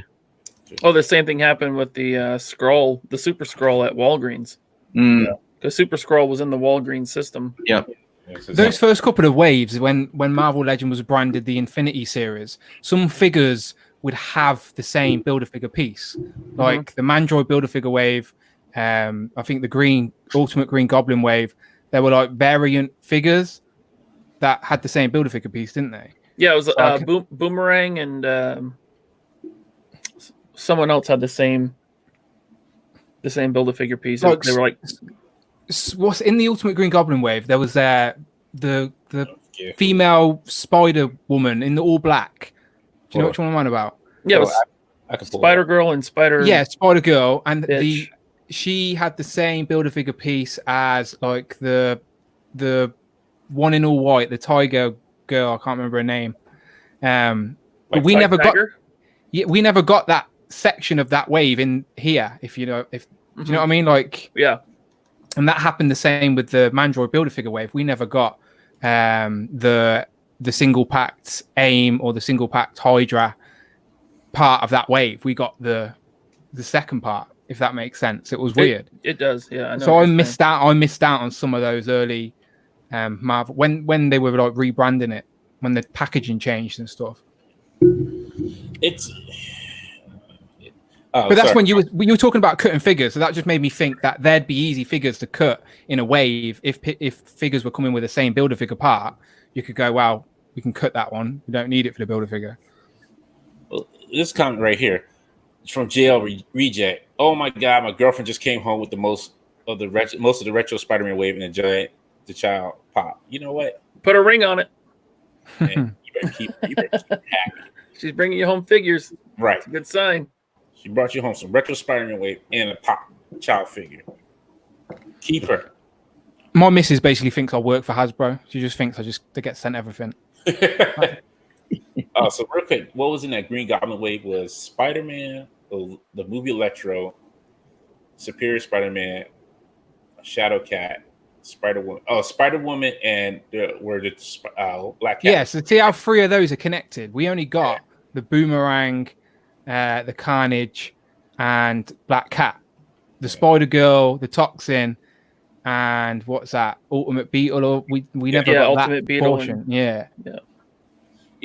So I don't know, Bobby. Maybe you can answer this too. Why were there like some of them like had the Thunderbolt symbols on them, like Shocker had? Like some of them ran with the Thunderbolt symbol on them, and some of them didn't. For which wave? For like Shocker, because he had the Green Goblin. Was it? No, he wasn't on the Altered Green. Shocker wasn't an Altered Green Goblin wave. He was Sandman. Wasn't he? I'm sorry. Yeah, Boomerang. Yeah. I'm sorry. Boomerang did too. Yeah, Boomerang as well. Yeah, Boomerang and Shocker. Some of them had Thunderbolt symbols, and some of them didn't. Oh, they did? Was that the same year that they did the Thunderbolts SDCC set? This was different years. It was different years. I mean, they were always doing weird stuff with branding, because it's like when you had mixed waves with classic and MCU characters, it's like the branding was always different because you had to have the MCU logo and the classic logo. So then it was like, I think for some of those obscure characters like that, where they really didn't have an affiliation with one thing, that's probably why they added that extra Thunderbolts branding in there, because they felt like, well, this is what the character is best known for. That's why they would add that. Jay Darko Customs in the chat said Shocker was a running change, and that's how I remember it too. Like the earlier ones didn't have the Thunderbolts logo, and then later on it did. Yeah, go ahead. I was going to say, just looking at that list there, the last time a wave had the same figure with the same, 2 different figures with the same Build-A-Figure piece was the Rhino Build-A-Figure wave with Misty Knight, and it hasn't happened since. Mm-hmm. Where is Rhino? Am I missing? Yeah, I don't know if you consider that a running change. Well, I remember when that Shocker started showing up with a Thunderbolts logo. Right. It was kind of like that Mystique, the whole not Mystique, Psylocke thing, where she changed from black to purple hair. It was like that because then everyone wanted the purple hair. Yeah, I got the purple hair to pop on the other body, or vice versa. I can't remember what I did, but it's exactly what I did. Yeah. Running changes happened all the time. It's just when you're moving so fast in production, sometimes like something gets by, and then Marvel gets a sample, and then like, oh wait, you guys got to change this, and it's like, okay, well we're already 10,000 pieces into production. We'll just make it a running change after piece 10,000. So that's how that happens. Same thing with Mysterio, with the green head and then the white head. Yeah. Bobby? What's the typical production run on a Marvel Legends wave? Shoot, what was it? 100,000. Wow. 100,000 maybe. I think. And that's like all the that's all the figures in the wave, or 100,000 of each figure. Yeah, 100,000 of like each wave. Okay. Yeah, you get. So it'd be 100,000 divided by 6 or whatever, and that'd be how many figures? Yeah, so that'd be 600,000 figures. No, you're multiplying. Yeah, no, it's I'm pretty sure 100,000 waves. 100,000 pieces. 100,000 units. 100,000 units. Okay. So each wave was a unit. So like an assortment. I think that's what it was. I never really like got involved with like the quantities like that. I just wanted to know, like, did an item sell well? You know, how did we do on an item? Are we hitting cost? You know, it came to like quantities. It's also like I forget a lot of that stuff. You know, how quickly do you find out that information? Or how quickly into a figure being released do you find out how well it's selling? It's in the cost sheet, like right, like so when you start coming up with the idea for the wave, you kind of set your item count. So you have these early meetings with the retailers. They kind of let you know like which items they're going to take, and then you plan your item count. So you say, okay, for Legends we'll have, 15 SKUs. 15 SKUs is like you have your core Legends, your Build a Figure waves, and your deluxe Legends, your riders. All that counts towards item count. Then after that, then you start working with the factories, and you set cost sheets, project numbers, and then that's where you kind of set your quantity for what you want to do. And then, but it changes as you're kind of going along, because sometimes like you have something that is maybe low, but they're getting numbers in for a wave that's already on their shelf, and they're like, oh wait, this wave's doing really well. Let's order more of the current wave that's in production, so your quantity will go up. In that sense. I always thought it was like if like Walmart or Target, they buy the product already, so Hasbro have already made their pennies from that. But is that not the case? They need the shops to sell them to see the money. Well, yes and no. I mean, they're kind of like Walmart will say, all right, we're going to take a million units of this, so they kind of like commit to it. But yeah, they don't get. I don't think they get paid on it until like it actually sells. Because then when they have a bunch of stuff like left over, like there's some sort of buyback or something, like where Hasbro has to buy that inventory back or something like that. Because I remember, like Amazon and Costco, they'd always screw us over, because we would talk with the exclusive team and we'd pitch them these cool ideas for like, oh, Costco wants this, Amazon wants that. And like I remember the all new X-Men box set back from 2013, 2014, the Toys R Us exclusive one. Mm-hmm. That was supposed to be an Amazon set, and there was some new tooling in that set, and it was an Amazon item, and then like at the last minute, Amazon was like, actually, yeah, we don't want that item. And then Jubilee set, huh? Jubilee Build-A-Figure. It was a box set. It was a box set. The classic X-Men. Oh, okay, in the old school outfits. Yeah. So Amazon would just say, no, we don't want it anymore. And like there would never be any repercussions for Amazon. Like Hasbro would be like, we made this item for you. We tooled some stuff, like just because like, and they always called it like retailer relations. Like, oh no, we don't want to. We can't like go to Amazon and yell at them for dropping this item that we spent tooling dollars on. We don't want to ruin that relationship. So it's like every year we would make items for Amazon and Costco, and they would drop them like crazy. So it got to the point where it's like someone said Amazon needed an item, I would make a shit item. I'd be like, because it's gonna get canceled anyway. Like we would joke about it. We're like, all right, well, we're gonna go and we're gonna put time into this, and it's gonna get canceled. So I remember I was pissed about that X-Men set. Not because my head sculpt was on Iceman, but because I thought it was a cool set. So like I went to my boss. I'm like, hey man, we spent tooling dollars on this. Like we need to find a home for this. And he talked to the marketing guy, and then he came down the marketing guy like, hey, listen, we tooled this stuff. You find a home for this item. And that's when we got Toys R Us to take it. But it's like that stuff happens all the time. It's a little better now, with Legend stuff because it's so hot.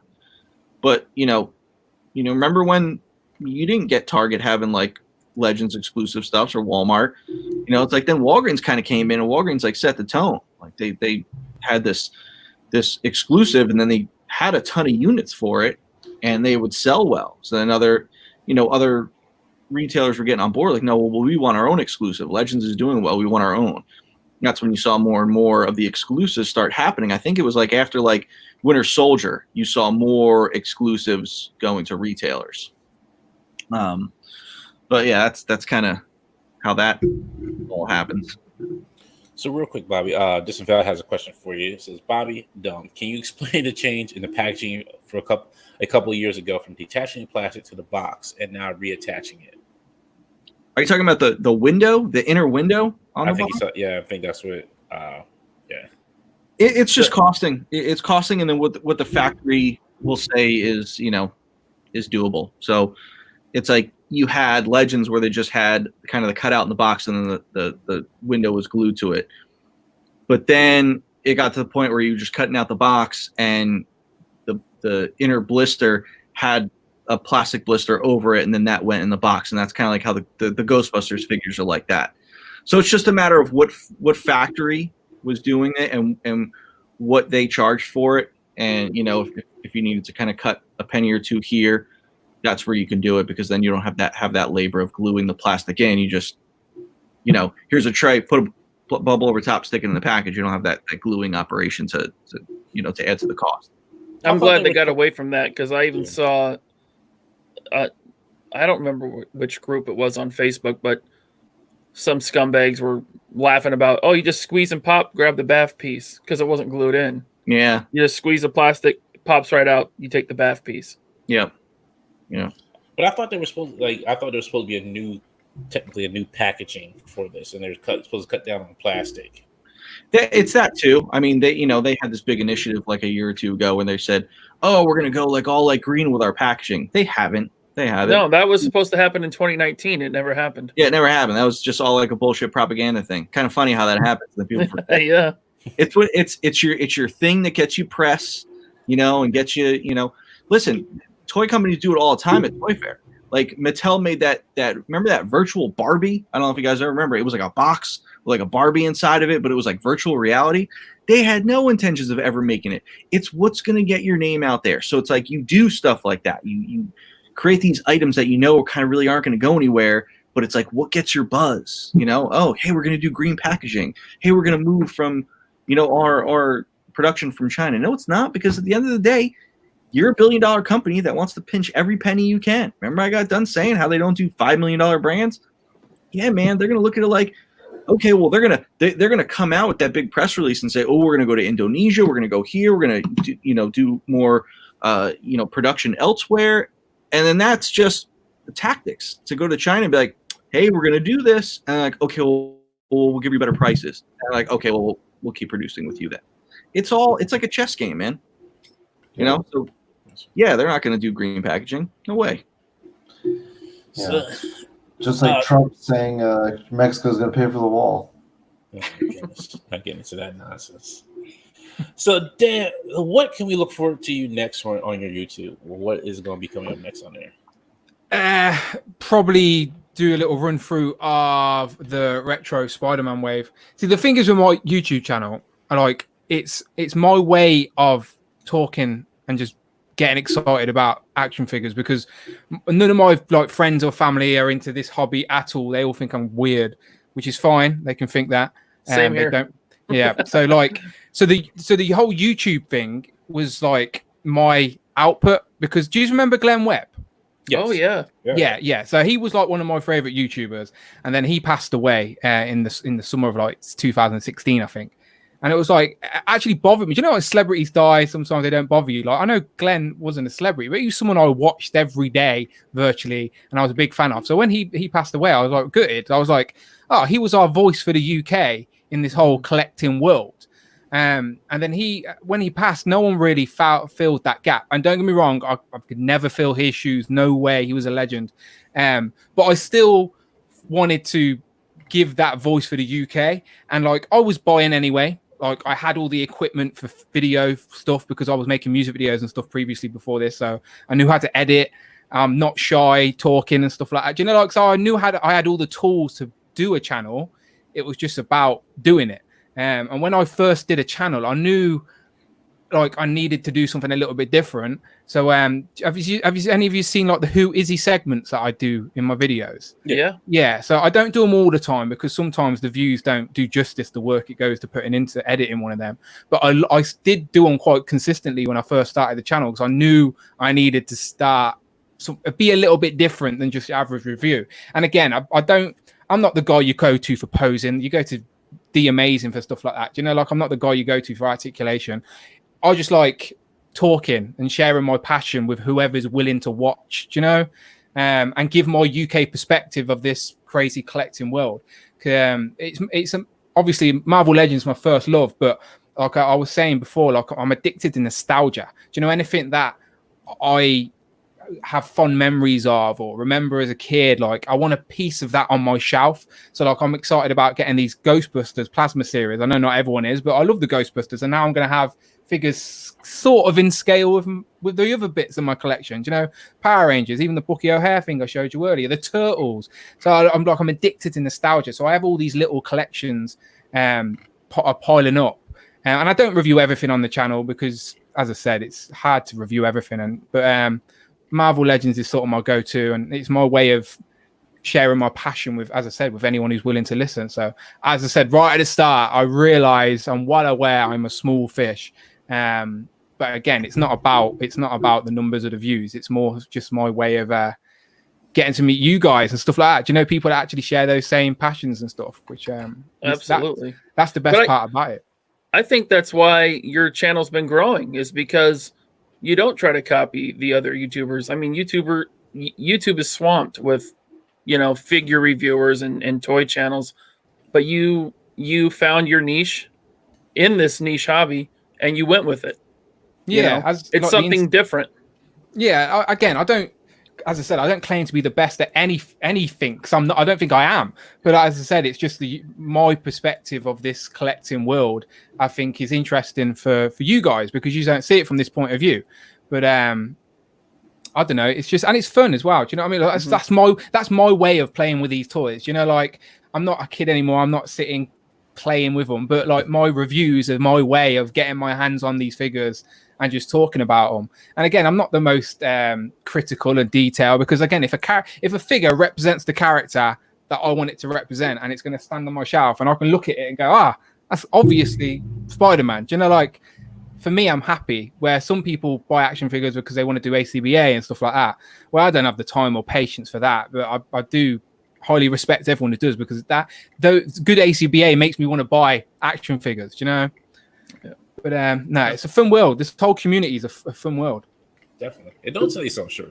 You are not a small fish because I think when you put out a review, people are looking towards it. Like any other reviewers out here that put out reviews that they found like I said, like I put you up there with Jay Hernandez, Darius, Articulated Show, and I'm probably forgetting. I'm Parallel, and probably forgetting somebody else off the top of my head right now.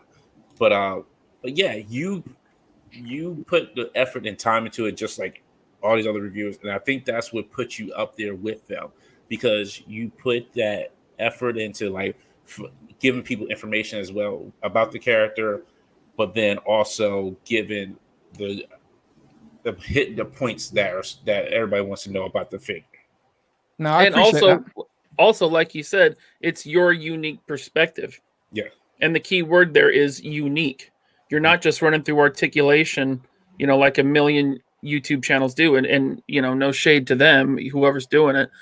But I think that unique perspective is what will make a YouTube channel, specifically toy channel, grow. Right. I just hope that, again, like I'm not trying to be the next Shartimus Prime or anything like that at all. I just hope that people get that my videos the passion's real. Do you know what I mean? I'm not, this ain't just for show. You wouldn't spend this much money on these toys if the passion wasn't there for collecting. And as I said, that nostalgia hit that I'm always after. And again, it's why this retro Spider-Man wave, I was so excited to get that. Figures I'm probably, as I said, I've brought figures that I'm not even going to open. I usually think that's ridiculous. But again, it's that retro packaging so nostalgic to me that I have to have that represented on the shelf somewhere. Like I've got a little white space on the wall over there behind me. You see it. That's where I think I'm going to put my retros. And But yeah, as long as the passion, people understand that it's real, and I'm not just here going through the motions for the sake of a YouTube channel, because trust me, it would be pointless. My analytics are terrible. Well, here's something to make you feel better. So this one Val says, rest in peace, Glenn. Yes, definitely. Cap lives. Dan reviews are great. Thank you very much. Like Tony the Tiger. They're great. Jay Darko Cluster says, you're definitely one of the guys I would watch, Dan. And I know when you get a fig, mine's is on the way. Oh, you because local. I like that. Yeah. And that's good. As I said, like the UK community ain't as supportive as the US. I know that's really weird to say, but like my analytics is UK, Mexico, Philippines. UK are like 4th or 5th last time I checked. Really strange. I don't get it. Do not get it at all. The UK's mentality are like, I don't know. It's hard to get the UK behind you. It's a bit weird. It's just because like maybe like you were saying earlier, like how it's harder to get figures over there. And people are just like, well, I don't know if I'm going to be able to get this figure or not. So they just might not care about the review. Yeah, the community is probably smaller over here as well. Like, because just think England, where I'm at, is literally the size of like one of your states. Do you know what I mean? Do you know? So, and then use it like 50-fold. But no, all my analytics are like US and Mexico, and which is fine. I'm happy. Do you know what I mean? We're all, as I said, it's all good. But yeah, there's not a lot of voices for the UK. So that's all I want to be. I just want to be a voice for the UK.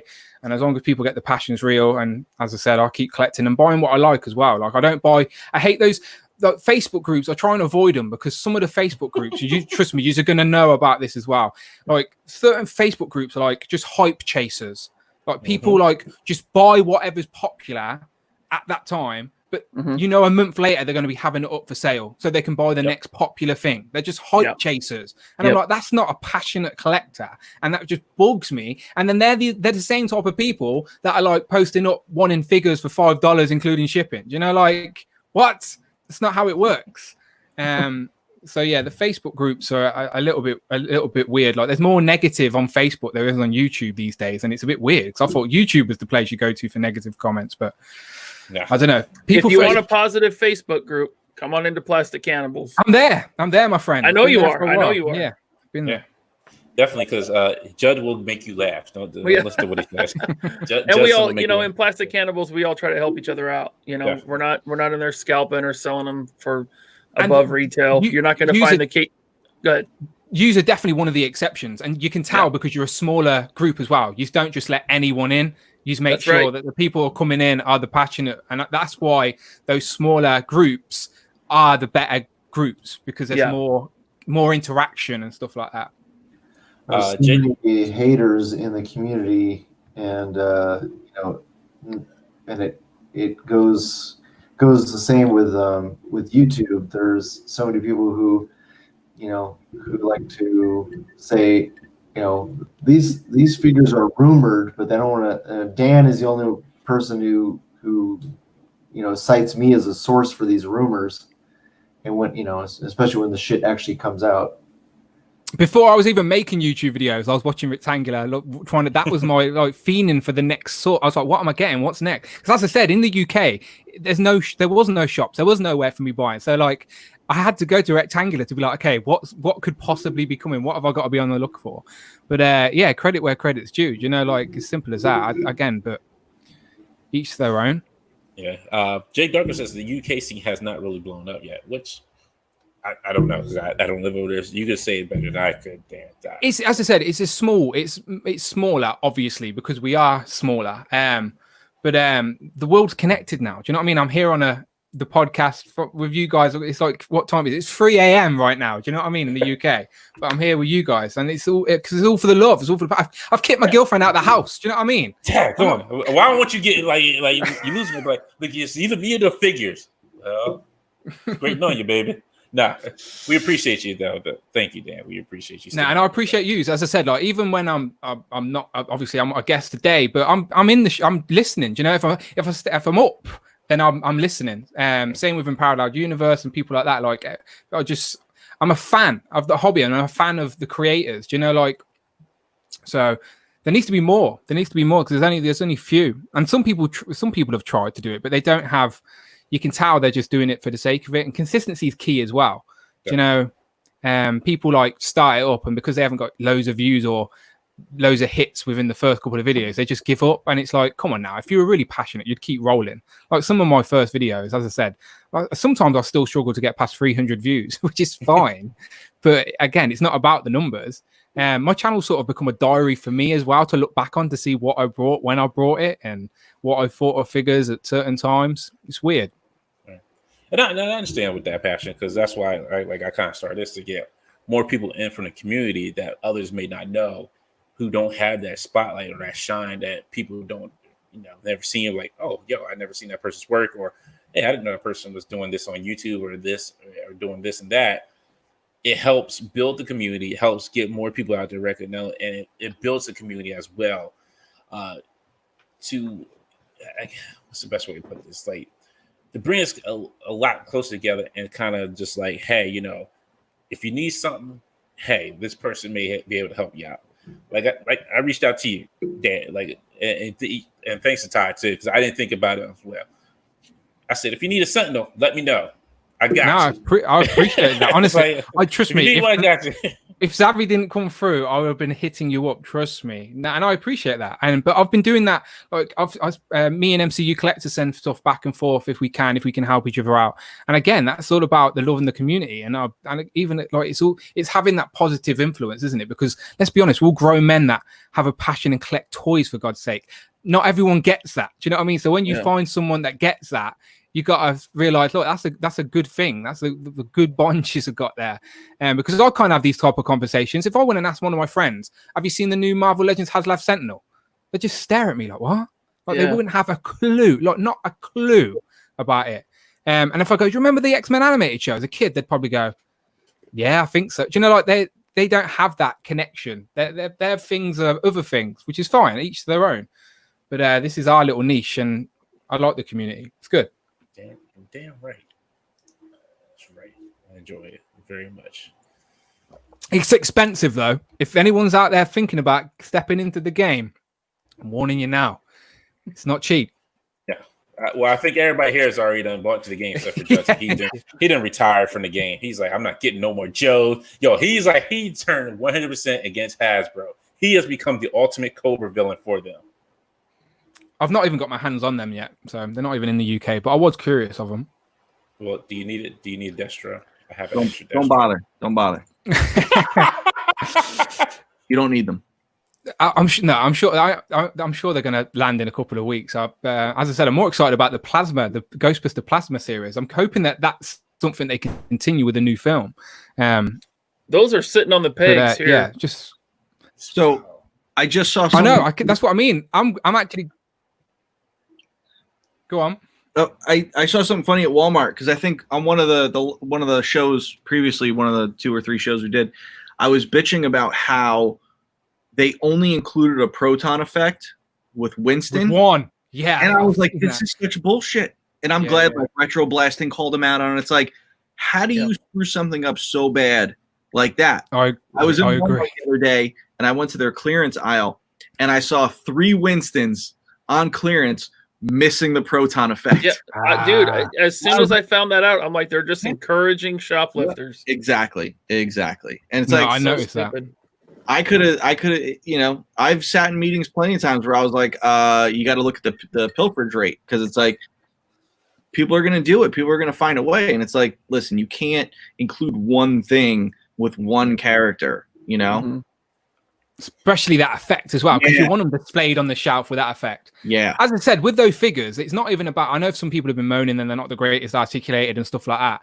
Again, for me, it's not about that. It's about having the piece of a franchise I love represented on the shelf. Do you know what I mean? And having them in scale with most of my other collection to a certain degree. I know they're not perfect, but you get it.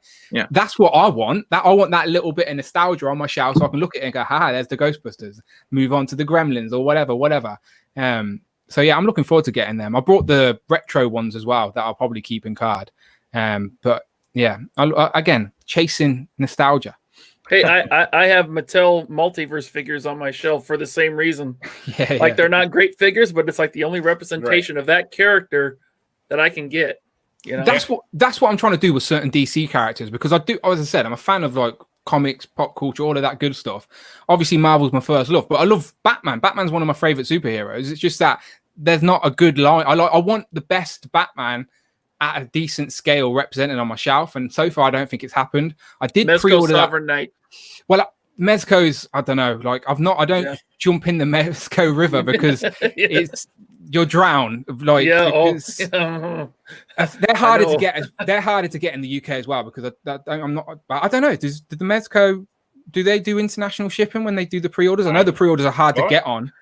Well, domestic shipping is another $15 here, so I don't. If they do ship internationally, I would hate to see the shipping. I've not tried, but I do see people struggling to get the pre-orders when they pop up. They disappear quick. I did buy. It depends on the character, honestly. Like if they announce a character that everybody wants, then yes. If it's a character that if it's like, if it's like Darkseid, for example, you want Darkseid till you see the price of Darkseid, you're like, nah, I don't need them that bad. Yeah, that's how I'm sort of seeing those at the minute. I see them like for the price of one of them, I could probably get 3 or 4 Marvel Legends. So that's how I sort of do the math in my head. I did buy the original Punisher when that come out and the Blade. Just out of curiosity, I like those characters. I thought those figures look cool. But as I said, I doubt they'd make the display because they're too random now to be in the plastic display behind me. I guess I've never really got cloth clothes on that scale figure either, if you know what I mean. Never looked perfect, never does. Like I know they're getting better, they really are. The clothes still look they still look a little bit baggy, or you can still see the stitching. It's not perfect. I'd rather, as I said, a decent plastic sculpt, because as I said, my figures are like in the high school pose where they're just standing there ready for a photo. Like they're not really posed up. But I was saying, like, I wanted the best versions of the DC characters. So I did pre-order the Mafex Hush Batman. That was meant to come out like last month or something. Gorgeous figure. Yeah, that looks good. So I've pre-ordered that. I've pre-ordered the Hush Batman as well, Superman as well, because I want a decent Justice League basically on my shelf. And I don't think anyone's done it yet. So using the McFarlane stuff. Actually, I'm sorry, real quick, right? Actually, right behind me is my Justice League. Oh, this side. This is my Justice League, like right there behind me where Stripe is. So who have you got? So those are the DC Universe, Universe ones, and it's mostly like the ones that they came out with that I really enjoyed. That was my Justice League. I was like, that's the only way I could build like a perfect Justice League out of all the DC figures that ever came out. I have a couple of the new ones when they went to like that DC collectibles size, like that kind of like 500. Yeah, the scales all over the place. Even they did the DC icons as well, which I thought, okay, are they going to be consistent with that? And the scale, even within that line, was all over the place. It's like I don't know why. I know it sounds stupid, but everyone, including me, wants the DC equivalent of Marvel Legends. It's that simple, because I know people are like, what, they can be different, blah, blah, blah. But people want to mash those universes on their shelf. It's just that simple. We're not going to see it in the films. We're not going to see it in the comics or books, whatever. But we can have it on our shelves. We just need someone to give us those figures at that scale. So I don't understand why people find it that hard. But no DC line yet. That's why my shelves are, my DC shelves are like a mixed match of Mattel, Mezco, and now Storm, soon to be Mafex, because I got all the Mafex on pre-order. I even have a few DC icons, and I have like one DC Essential. I wish they all fit together, Yeah, exactly. And that's why I won't dive in on anything, because I know there's no point starting if I'm not going to get a Superman to match my Batman and a Wonder Woman and, right. And wait, I haven't picked up any of the McFarlane. Do you know what? That's a lie. I've got what's the Unchained Superman? What the mech versions of Batman and Superman? What are they called? Howlbat and Unchained. They just Metal Knights. So I didn't know the source material for those, but they just look like cool figures, and because they're in mech forms, the scale didn't matter, did they? You could have them just on the shelf as mech versions of Batman and Superman. So they're the only McFarlane figures I've actually picked up. But that Unchained Superman, I was watching an interview with Todd McFarlane, and I guess because I had never seen it, right? I don't think most people had ever seen it. But I think he said it's in like 1 or 2 panels in one book. Oh wow, deep dive. Yeah, real deep. Which is kind of cool. So real quick, Dan. So you got some fans out here. That's why I said don't say it so short. Good. So, I appreciate it. This Val says, Dan, your videos helped pull me more into the hobby the past 2 years for sure. Also, huge thanks to you gents on the Infinity Equation as awesome talking figures on a regular basis as locals don't. I appreciate it. Thank you. Thank you, Disavowed. Don't get you tear up here. So look, as I said, consistency is key, and you guys have been at it. Do you know, like, so we try. That's really cool to hear. Thank you. Yeah, thank you. You know what? I found out Disavow does not live that far from me. So shout out to my man Disavow. So we kind of like all like live not that far from each other.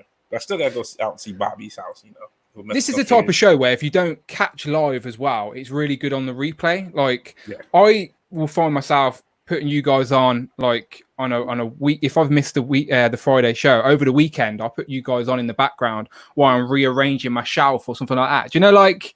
Oh, thanks, man. Yeah, that's like, cool. Thank you.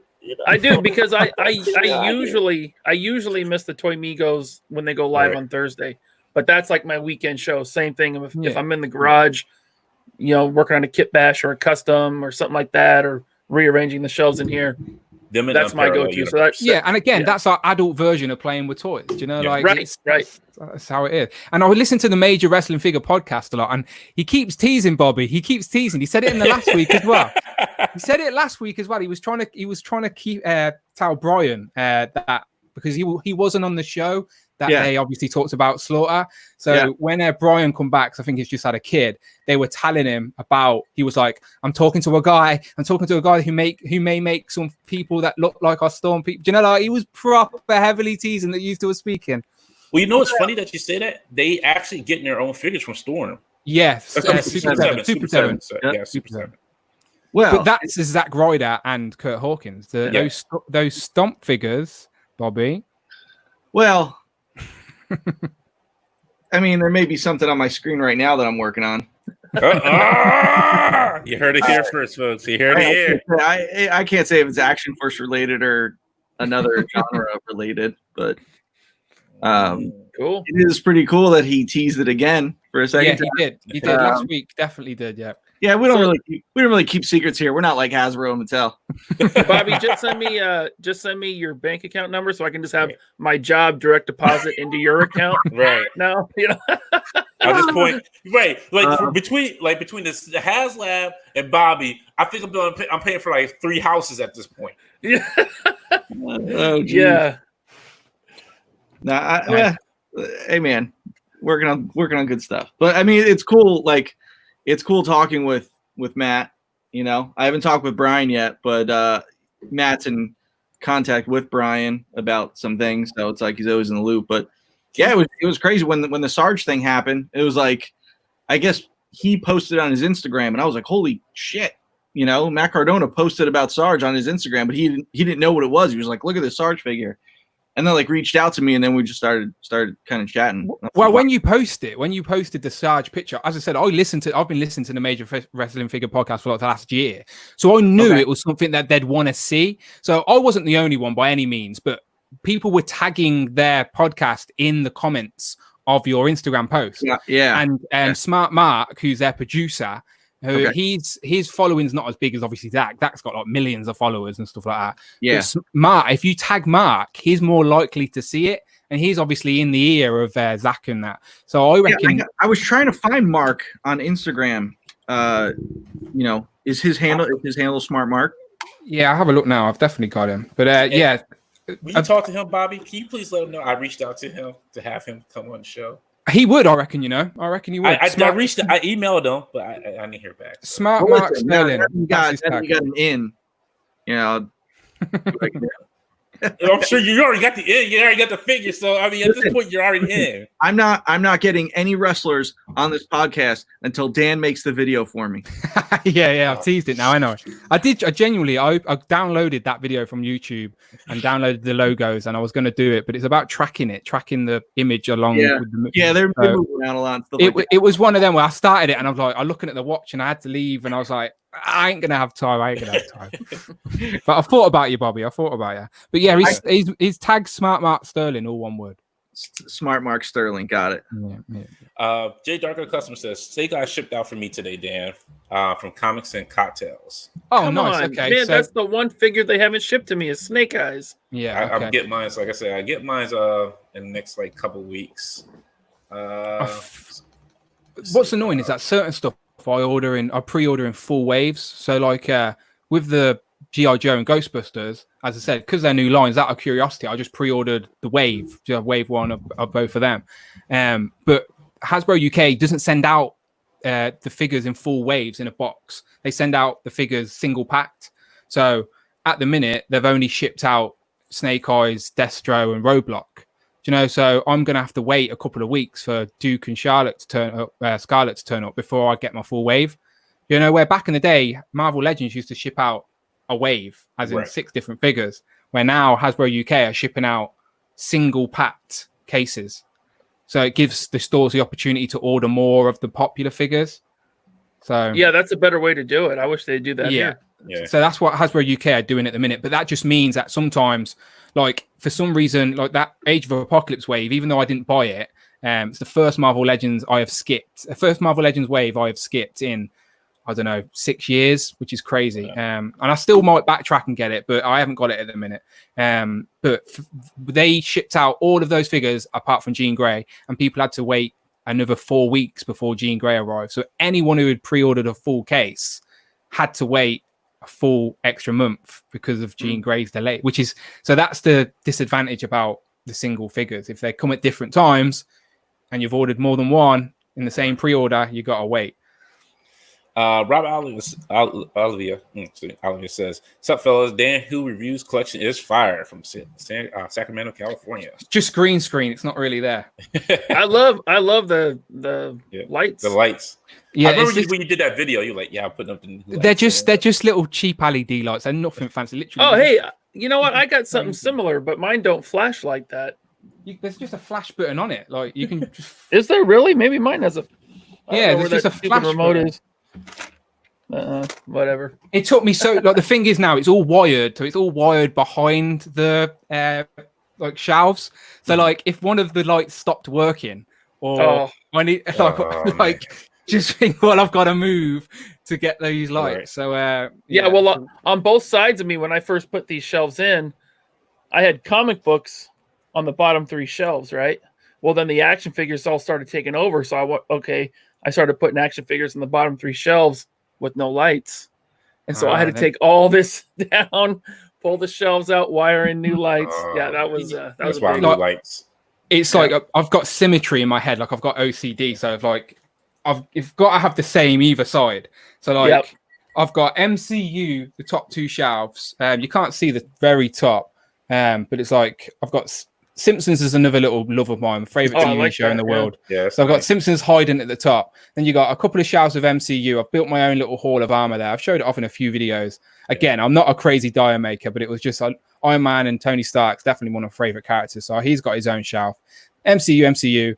You got Spider-Man that side, and then that side is the Jim Lee X-Men, and then the other 2 shelves are just everyone else. And then I've saved some room on these 2 shelves. That's just the newest stuff I've brought, but I've saved some room. So I do have a bit of OCD. But as I said, that's the adult version of playing with toys, isn't it? Rearranging your collections and stuff like that. I have a very similar setup right here.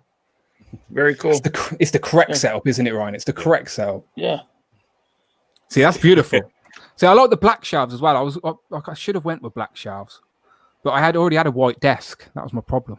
Yeah, I got the MCU at the top shelf there, and then in the middle, and then I got X-Men around it, and Spider-Man over there. I can't wait till March when you have to rearrange for Action Force. Right. Well, you see those Transformers? Those are all going to be gone. That's all going to be Action Force. I get a bottom shelf? I mean, hey, look. look, here's the deal. I don't mind parting with some Transformers or throwing them in the bin for a while, until I eventually move all this downstairs into my rec room. Look, at least that's just the easiest thing to box. At least he's up got lights on his bottom Right. shelves now, Bobby. Right? Yeah, At least they're lit. yeah. All right. This is true. Just real quick. So I'm gonna go through these comments real quick. Cap says, oh, hey, wait, 1 second. Yes. I got 2 Action Force posters right there now. Oh, look at that! Yeah. Okay. Look at that! I had to take down the Rogue One and the Solo, a Star Wars movie poster that I got for free at the movies. Oh, that's because Solo was boring as hell. Yeah. Rogue One is good. Solo I like Rogue One. bad. I like Rogue One. I've only seen Solo once, so I've never went back. But I got to find more room because I got more. Goodness, y'all. Cap says I've only seen one of them in my area for GI Joes. Jay Darko says we sold Mezco's and Pure Store here in UK. Never took off. I'm not sure. I've never even heard of Pure Store, and I'm a collector in the UK, so that's how niche that is. Blake says I can't invest in DC because no consistency. Exactly. Yeah, I told you, if someone picks up the DC license and does the Marvel Legend equivalent of DC, fire, simple, easy, but they won't. Action Figure says, Ezra says, hey, Mr. Dan, you want some good DC figures? Look for the DC collectible Greg Capullo Batman. Okay, I'll have a look. Articulated Show says yes. I agree. Yes. I agree. You too, Articulated. Yes. Daniel Bryan. Yes. Yes. That's right. So yes, we are. All right, don't get me started on wrestling because I love wrestling as well. See. So this is why we have a show. J Dark says, "Okay, I'm going to drop out, guys. Sleep is taking me. Great show. Appreciate it. Thank you, I appreciate that. Someone from the UK sticking with us. It's as I said, it's now 3:20. I appreciate that. Right. Blake says Marvel Legends' best advantage that they are consistent. Every figure builds on the next. That is true. This fellow says PA and Delaware rep. That's right.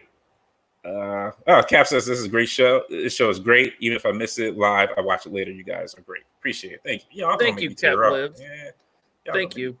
Actually cry. I might actually cry on the show. I wish I could cry, but I have my tear ducts fixed, so I can't cry. Hey, just being some schlub toy collector from Seattle, that's pretty darn cool to hear, man. This file says, dude, same. On Two Amigos at midnight was rough, but had to say hello last night. Apparel had a lot of good things about Bobby Sergeant Slaughter. Yeah, he did. Yeah. Articulated, hey, I'm getting my snake eyes next week. Heck, everybody's like getting their snake eyes like next week. Except me. Not me. I gotta get snake eyes at some point. I can't wait to shoot the figure for the review. When y'all, let me just explain this. When Eddie and Glenn get together and do their reviews, it takes me in. Like I'm sucked in. I'm like, okay, what lesson? It's like almost like watching. It's almost to that point where you're watching Reading Rainbow. Like, what am I going to learn today?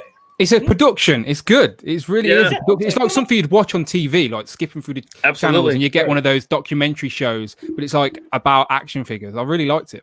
Right, especially when they did Retro Spider-Man. They like, so if you already know about this, you can just fast forward the times. Quick, and he's like, he's like, click, I was like, and it's not like some things can be informative but boring. But this isn't. They've got a bit of humor, a bit of personality in there. Yes. So it's informative and entertaining as well, which is hard to do.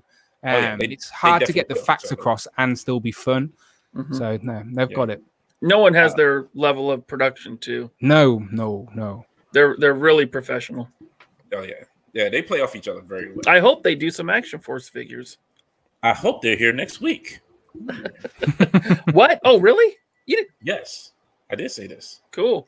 Okay. I didn't say it tonight, but I did say it before. All right. Blake says U.S. retailers are use the same tracking number for their figures, never multiple peg warners. Let's see. This is awesome. Show. Hey, look. Hey, now that we got a new channel, maybe I'll do a video where I just go through the room here. Yeah, there you go. You can put it up. All right. Prime. Hey, look, it's Prime. He says, "What up, fellas? Dan, you rock." Wow. Oh, he shipped my X-Men cabinet. Can't wait, man. I gotta get cabinet, but man, like I just so many things are taken out of my pocket right now. I know. I want a cabinet, but I got Bobby taking it out of my pocket. Hey, I got Hasbro taking it. Stop blaming me for your addiction. Really? This is wait. No, Ryan, didn't he just say, "Hey, so I get a Bobby shelf for my figures"? Yeah, there will be a shelf for Action Force. Lucky for Prime to the First. Lucky for him, I bought a cabinet before that Sentinel was shown. Yeah. Cap says, I didn't pay you to say anything, man. No, I say, look, you got me in trouble already. Getting me like I'm paying people out here. Like, yeah, Cap, just go ahead and say this. I'll give you $10 to say it. PayPal's in there. No, he says, no, really, of course, keep up the good work, guys. Thank you. I said, oh, thanks, guys. Hey, thanks, y'all. Yeah, right after we're done here, I want to watch their Spider-Man review. I haven't seen it yet. It's freaking amazing. Prime says, Articulate is like a Netflix special. You're damn right it is. Yeah, they're like the toys that made us, but figure reviews. Yes. Born to Hula, it says Articulate also keeps improving with each video. I never know where they're gonna take you next. Like next thing you know, you'll be like, look, we just took over YouTube. That's it. Actually take a look. It's in the book. It's reading rainbow. Born's right. There is too much shit to buy. Yeah. It's not wrong. Yeah, appreciate y'all. That's why I think I'm done with Transformers. And then, of course, I've been saying that, but then they showed Bumblebee today, so I had to order that. Yo, that Bumblebee did look good. I think people are gonna, when that show actually gets released, which is at the end of the month. Yeah, I think the hype may go up again for the Siege figures because we don't know which characters are going to be predominant in the show yet. So I think if there's a certain character that's in the show quite a lot, people may backtrack, try and find them for the shelf, and it may be raise the price of some or drop the price of others. I think that show will change the dynamic of the Siege action figures for the Transformers. Did you all go in for the Red series, by the way, of Transformers? I did. Yeah, I do not care about transforming Transformers. Give me non-transforming, highly articulated Transformers, and I'm in all day long. I have Transformers on the shelf. I've never transformed. But they're all in robot mode as well. Absolutely. Yeah. Exactly. Well, except my Seekers. My Seekers are on stands in vehicle mode. Do you have my Transformer? Which one? The one with my name on it? Acid Storm? Yeah. Right. You did the Siege Wars one? No, the Masterpiece one. Oh no, I don't have any masterpieces. Oh, gotcha. That's out of my price range. I had some knockoff masterpieces, but when they started showing the Siege Wars, I was like, affordable, G1 style, I'm in, and I sold my knockoff masterpieces. All right, folks. I think that's going to do it for us. Look, Cap says, I just subscribed to Articulate, going to binge their videos. And Blake says, the Netflix Transformers are supposed to have Beast Wars characters. Okay. They said as well in that Hasbro stream, not the one they've just had, the one last time. No one seems to pick up on this, but the woman who was talking says that the Red series is going to have Beast Wars characters in it. Like no one seems to be talking about that. I actually like that concept as well because I love the Beast Wars. Me too. I loved Beast Wars, man. Yeah. I would get up early before school, and yes, I was in high school. I'd get up early before school, get my bowl of Captain Crunch, and watch Beast Wars like every morning. I loved that show, and I know there's a lot of hate for it, but I loved it. No, I like Beast Wars. You know what else was funny too, and I just thought about this in the Marvel one that they had. There was stuff behind Ryan, and I couldn't really see it. No, it wasn't the Marvel. It was Charlemagne's interview. There was stuff behind Ryan, and I couldn't see what the packaging was. Somebody said it looked like Rogue in a retro card. People have been posting these blurry ass pictures of Ryan with little circles behind his head on Facebook all day. And I genuinely think we've seen them before. They're just the vintage style X-Men figures. He's shown them off in an Instagram post, for God's sake, I think. And but people sorry, I was just saying people are saying exactly what you're about to say, is that they're vintage, they're a re-release of Vintage Storm or something like that. Right. And somebody was like showing House of X, but I think that is what they were circling for the House of X, Powers of 10, is I think that was the book. I don't think that was a figure in there. I think No, that was the just book. the hardcover book. Yeah, no, I don't think he teased any new figures behind him on that shelf there. Not at all. That's just his little collection. Yeah. And Ryan's a big like Rogue fan. Like he's a huge 90s X-Men fan. So it could just be like a custom or something like that. Like he's He's genuinely posted a picture. He's posted a picture on his Instagram of his Rogue collection. You can see the figure that everyone thinks is this new 6-inch version on his Instagram page. Do you know? They're wrong. I'll be shocked if we don't see a re-release of Rogue. Oh, they know. They're just waiting, ain't they? They know. Yeah. The price will drop down soon. Blue Beast as well went up so quick. Like, really? I knew. Like, if you can't get that Blue Beast now in the UK for less than 80 quid, easy on eBay. One went earlier for about 80 quid. It just went up. As I said, everyone wants that nostalgia hit. And I do think like the Jim Lee is that the main design that people are after. Oh, so, okay. I'm sorry. I got a really stupid question. Quid is like one quid is like 1 pound. Yeah. I was having this pound? whole conversation with MCU Collector and Unparalleled on the stream last week because they didn't have a clue about these British slang words that I was dropping on them. It was hilarious. I'll save it for another stream with you guys, but I could. The only reason why I knew what you meant when you said garage was because I got a friend from the UK that lives here. Oh, so and the first time he said garage, I'm like, "What's a garage?" It's a garage. He's like, okay. Oh, excuse me, garage. Oh, okay, I was like, garage. Okay. My bad. Yeah, No. You guys were first. You're saying it right. We're saying it wrong. But the language is called English, right? And I am in England. Yeah. So you're right. You're right. I'm right. Our language is messed up. Don't even bother with our language. Like our language is messed up. But you're right, Quid. Words to mean things. And Parallel was getting confused because I kept saying something was £20, and he was like, "There's no way it weighs that much." And I'm thinking, no, £20, £20. Even I know what a pound is. Yeah. Oh, man. No, but yeah, Quid is a pound. Quid is a pound. You're right. Yeah. Okay.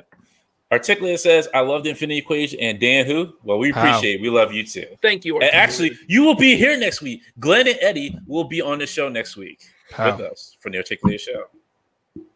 So be here next week when they come on. Blake says, "I'm hoping that they might be clues for what's to come. They were figures we still need." Yeah, that's true.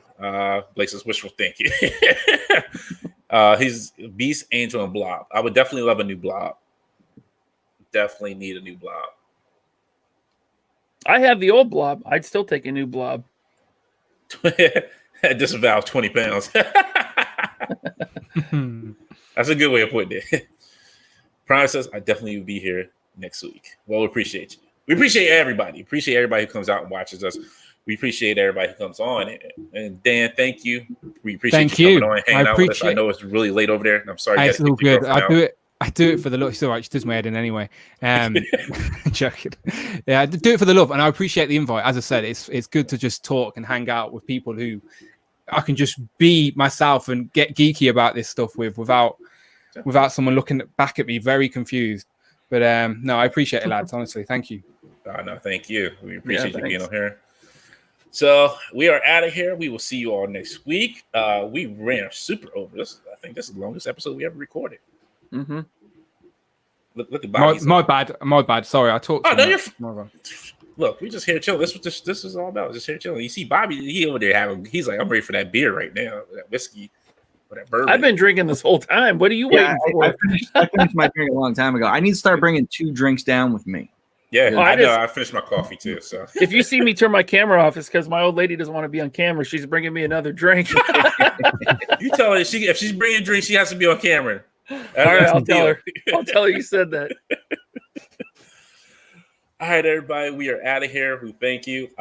We will see you next Friday at the same bat time, same bat channel. Dan, where everybody find you at? You'll find me on YouTube. I think I've got Instagram and Twitter now as well. It's Dan Who or Dan Who Reviews. You'll find me. Just Google Dan W and you'll find what I did before I made toy reviews. How about that? Oh, your DJ days. DJ, yeah, DJ days, yeah. Yeah. That's exactly what I did. How did you know? You've clearly listened. I mean, you checked it out. Yes. No, you'll find me just talking toys on the internet. That's what I do. A man with a camera and toys. That's what happens. You make a YouTube channel. Here I am. Yeah, this is what really got us there. All right, for me, for Ryan, for Bobby, for Todd, who left because his time was up. Oh yeah, bye rectangular. My bad. I didn't say goodbye. No, he's fine. He did that. He had to go. But we appreciate y'all, and we'll see y'all next week. And y'all stay safe, and put your mask on. Damn it, people! I don't know how many times we gotta tell y'all, if y'all here without a damn mask, put it on. Put the mask on. We're not playing with y'all anymore. I want to go outside and do things again. Okay. Other countries got the hang of it. Why can't we? Violating civil rights. Get out of my face with that. Sorry, damn Karens. All right, everybody, have a good night. See ya. Wow. Later. See ya.